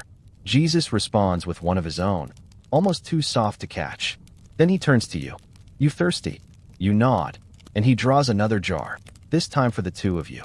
The water is cool, sweet with minerals, and tinged faintly with clay from the jar. You drink slowly, sitting on the low rim of the well, and watch shadows gather along the rooftops. A group of boys runs past, laughter echoing behind them like birds scattering. One trips, then hops up with a grin, racing to catch the others. Jesus watches, a fond light in his eyes. He used to run like that, you realize. Down these same alleys, barefoot, arms flailing. Maybe he fell once in this very spot. Maybe someone helped him up. Quirky cultural detail. Young Galilean children played simple games using pebbles, knots of flax, or string loops, tests of balance, aim, or speed. Some of these games even doubled as mnemonic tools for learning Torah verses or trades, turning memory into play. The last of the sun slips away. A few neighbors wave from their doorways as Jesus walks you both home. The village has entered its hush now, preparing for sleep. Bread ovens cool. Animals settle. Lamps glow golden behind stretched linen. You reach the house. Mary is already there, lighting a final lamp. She greets Jesus with a long look. No words, and then moves to set out the evening meal. Tonight, it's lentils with garlic and coriander, a small dish of figs, and warm flatbread wrapped in cloth. A clay jug of wine sits at the center. Simple. Enough. You all sit together on low cushions, the meal taken with fingers and quiet glances. The bread is still soft from the oven. The figs melt in your mouth like sunlight.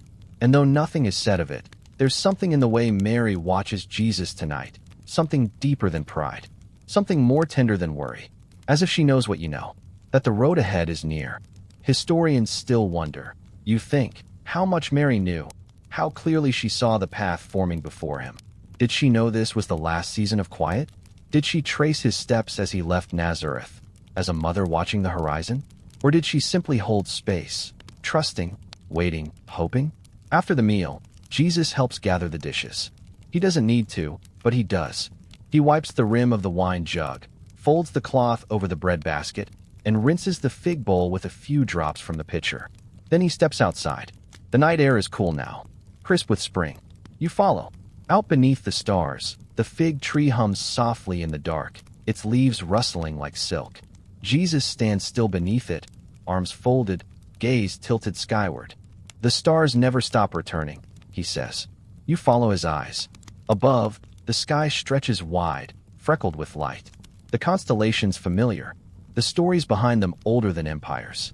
It makes you small, you whisper. He nods. And held. For a while, neither of you speak. A breeze brushes your cheek. In the distance, a goat bleats softly.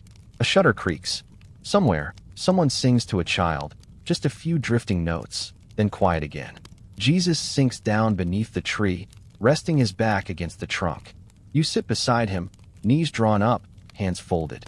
There is nothing grand here. No miracles. No multitudes. Just stillness. And in that stillness, something eternal stirs. Not loud, but present. Closes breath. The night deepens, and Nazareth seems to hold its breath. The village lies wrapped in the hush of sleeping homes, and above you, the stars burn quietly over the curved hills. A moth flutters near the fig tree, drawn to the oil lamp's dim glow at the doorway. Jesus watches it for a moment, his gaze soft, contemplative. Beside him, you rest your head against your arms and close your eyes just for a breath, long enough to feel the earth's rhythm beneath you, the heartbeat of a village preparing to let go. Jesus breaks the silence. There's a peace in simple things, he says. In knowing the bread will rise if you knead it gently, that the fig will bloom when it's ready, that not all truths need shouting. You nod. The world is full of noise, but this quiet night beneath the fig tree feels more profound than any sermon. Mainstream historical fact: fig trees were essential in Galilean life, offering both fruit and shade. Their presence near a home signified stability and maturity. In scripture and common speech, to sit beneath one's fig tree became shorthand for living in peace, safety, and provision. A fig drops nearby, soft in the grass. Jesus reaches over, picks it up, and splits it gently. Its interior is pink and seeded like stars. He hands half to you, and the taste is sweet, cool, and earthy, rooted like everything in this place. The fig dissolves on your tongue. Jesus tilts his head back and sighs, not in weariness, but something more like surrender, a release, as if all these years of quiet work have been leading to a single moment of trust, of stepping into what must come next. You don't have to be ready to begin, he says quietly. You just have to begin. The wind shifts again. A door opens somewhere in the dark, and someone calls softly for a dog. You hear the faint padding of feet and the creak of rope as someone lifts a bucket from the well, even this late. Life continues, gently, patiently, just as it always has. And yet everything is about to change.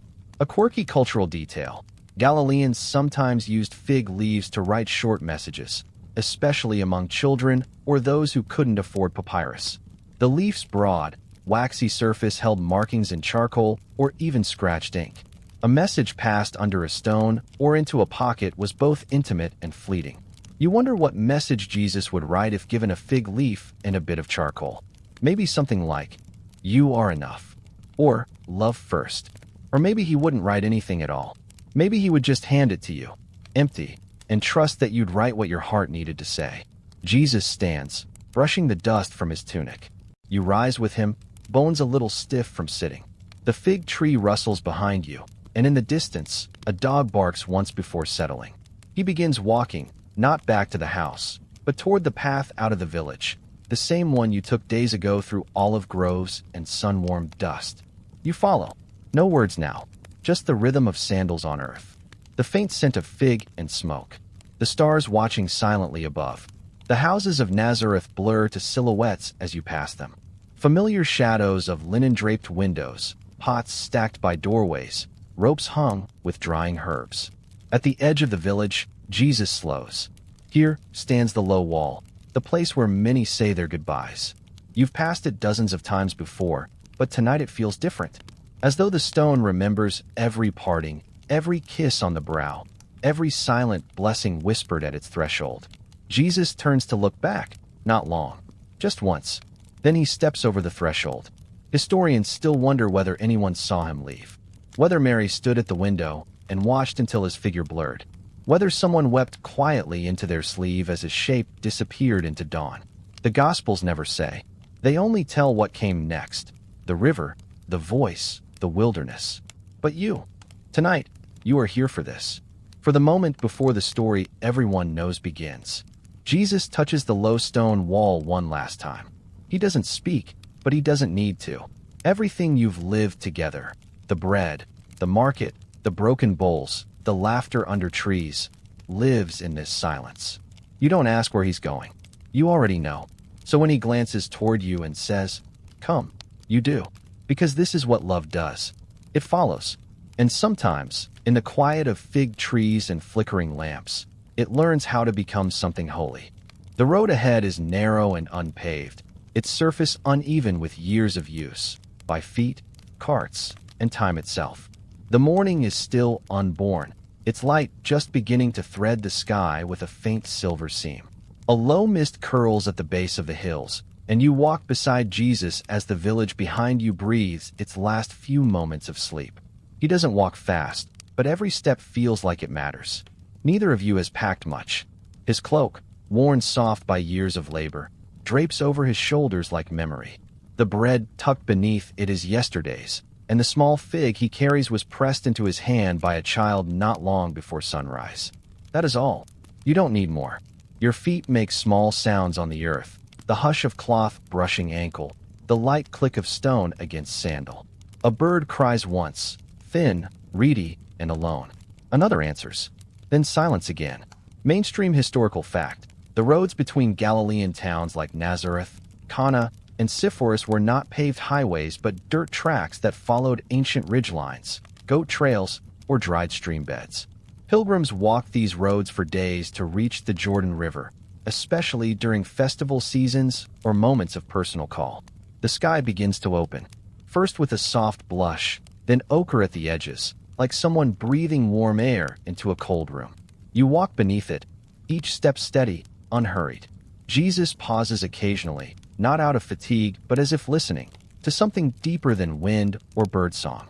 You follow his gaze once and see only trees, twisted, reaching, sacred in their stillness. "It's strange," he says at last, "how much you learn from silence." And then he is quiet again. The two of you come to a place where a shepherd once built a small stone wall, a resting point for the weary, half overgrown now with weeds and moss. Jesus sits. You sit beside him. The stones are cold, but the sun is warming the hilltops. He takes the fig from his cloak, splits it, and hands you half. It tastes of earth and sweetness and the kind of grief that's lived in long enough to soften. A quirky cultural detail: some travelers, especially solitary ones, would leave a smooth stone behind at such resting spots, a gesture of passage. Over time, the stones would pile up like quiet prayers, marking not destinations, but presence. "I was here," they seem to say. I paused. I saw. Jesus places his stone carefully, then rises, and the two of you walk on. Below, the hills begin to fold away into a wider plain. You know that not far from here lies the road that curves east, toward the river, toward Jordan, toward John.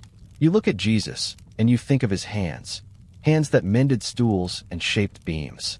Hands that broke bread and passed figs. Hands that now carry no tools, no scrolls, no map, just purpose. He glances toward you and speaks so softly you almost miss it. "This is the part where I stop building things." You tilt your head. He smiles, and begin planting. You walk a little farther, until the wind grows louder in the grasses and the trees thin. There is something vast ahead, more sky, more openness, more of the world that waits beyond what you know. And though your feet feel tired, your heart does not. Historians still wonder whether Jesus ever returned to Nazareth in the quiet way he left it. The Gospels record a visit, yes, but later, in a moment of teaching, when his presence was met with skepticism. Was there ever another silent return? A night walk down the olive-lined path? A glance at the fig tree from afar? No one knows. But this walk, this one, belongs to you. To the version of him who shaped things slowly, who listened before he spoke, who stood with his hands on a doorframe and remembered his father's voice. The morning is fully here now. The world is still quiet, but awake. You and Jesus reach a bend in the road. He stops and looks forward. This is it, the place where your steps will no longer be side by side, where his path will curve and yours will pause. He turns, says only, "Thank you." And with that, he walks on. You watch him until his figure softens into the light, until even the outline of his cloak is blurred by distance and sky. And then you sit again, on the old wall, holding the last of the fig. The sun warms your face. The wind brushes your sleeves. And from the village of Nazareth, still sleeping behind the hills, you carry forward a truth as quiet and enduring as bread. That love does not always stay, but it never leaves. You remain seated on that low stone wall, not out of fatigue, but because it feels like a sacred threshold, where something ends and something else, quieter and more invisible, begins. The fig in your hand is soft now, warmed by the sun. It rests gently in your palm like the memory of a goodbye. Around you, the Galilean countryside stirs. Bees hum faintly in the olive blossoms. A shepherd calls to his flock with a slow, low rhythm. Somewhere behind you, in the direction of Nazareth, a dog barks once and then is still again. You lean back, eyes following the road Jesus took. The dust hasn't yet settled from his passing. You think about everything he left behind. The mallet worn smooth from years of shaping beams. The chisel still sharp. The unfinished work on the bench. The wooden shavings you once gathered in a basket, now surely swept into a corner again. Mainstream historical fact. In the years before Jesus' ministry, young men in Galilee were often trained in the trades of their fathers, usually within family households. These apprenticeships began in adolescence and continued until one was considered ready to earn trust independently, sometimes by their mid-20s, sometimes longer if grief or hardship interrupted the work. You imagine how many yokes he carved, how many water jugs he patched, how many stools he mended while listening to his neighbors talk of goats and grain, taxes, and temple rumors. And now he is walking into something else entirely. But he isn't leaving these things behind. He is carrying them within. The patience of a slow repair, the silence of a workshop at dusk, the reverence of hands that mend without seeking thanks. A quirky cultural detail. It was common for tradespeople in small Galilean villages to carry with them a single tool, a signature chisel or knife, often passed down through generations. Not for daily use, necessarily, but as a symbol of their craft. To carry it was to say, "I belong to something shaped and shaping." You wonder if Jesus tucked one such tool inside his cloak, not to build with, but to remember who he is and where he began. He has always been more than his trade, and yet somehow he is not separate from it either. Historians still wonder how deeply those early years shaped his teachings. When he spoke of foundations, thresholds, and cornerstones, was he recalling timber and limestone? When he said, "Take my yoke upon you," was he thinking of the dozens he crafted, sanding each one until it rested smooth on an animal's shoulders? There is no answer in the records, but there is one in the wind, in the slope of this road, in the calm that lingers where he once walked. You stand again, brushing clay dust from your cloak. The fig is eaten, the sun now high enough to cast strong lines across the fields. You begin walking, not in his direction, but slowly, carefully, back toward Nazareth, back to the quiet stone lanes, to the doors he once knocked on, the pots he once examined at the market, the fig trees he once sat beneath, the stories he once told, not yet parables, but gestures, glances, the way he shared bread or bent to lift a broken stool without complaint, back to a place not emptied by his absence, but filled by his having been. You pass a neighbor who smiles gently. A woman sweeping her doorstep pauses to nod. The air smells of thyme and drying linen. Inside one courtyard, a small boy presses clay into the shape of a cup, his fingers messy but sure. This is still a place of beginnings. You reach the doorway of the workshop. It is open, as it often was. Inside, tools rest in their places, as if awaiting hands that know them. Light pools on the floor in a familiar square. A soft breath of cedar lingers. You step in, not to build, just to remember. Your hand finds the frame, weathered, warm from the sun. You rest your palm there, as he once did. And for a long while, you don't move. You simply listen. To the echoes of work. To the memory of footsteps. To the truth that what was shaped here continues, quietly, steadily, in ways no ledger records.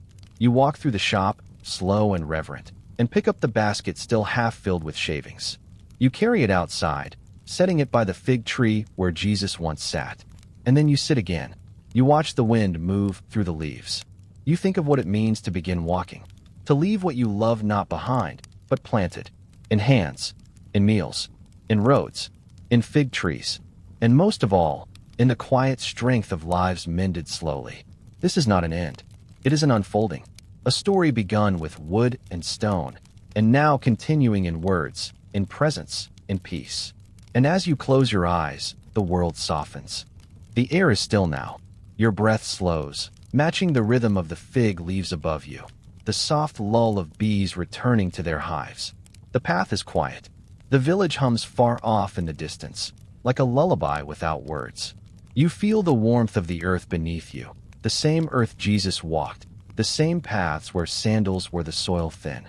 You feel it cradle your feet, just as surely as his voice once cradled hearts. There is no rush now, only the sound of stillness settling like dust in a quiet room. Maybe you think back to that bowl, cracked, but still holding water, or the way bread, when shared slowly, becomes more than food. Maybe you remember the feeling of standing beside someone who didn't need to speak to be understood. Let that feeling stay with you. Let it wrap around your thoughts like a woven shawl pulled close against the breeze. Tonight, you are not alone.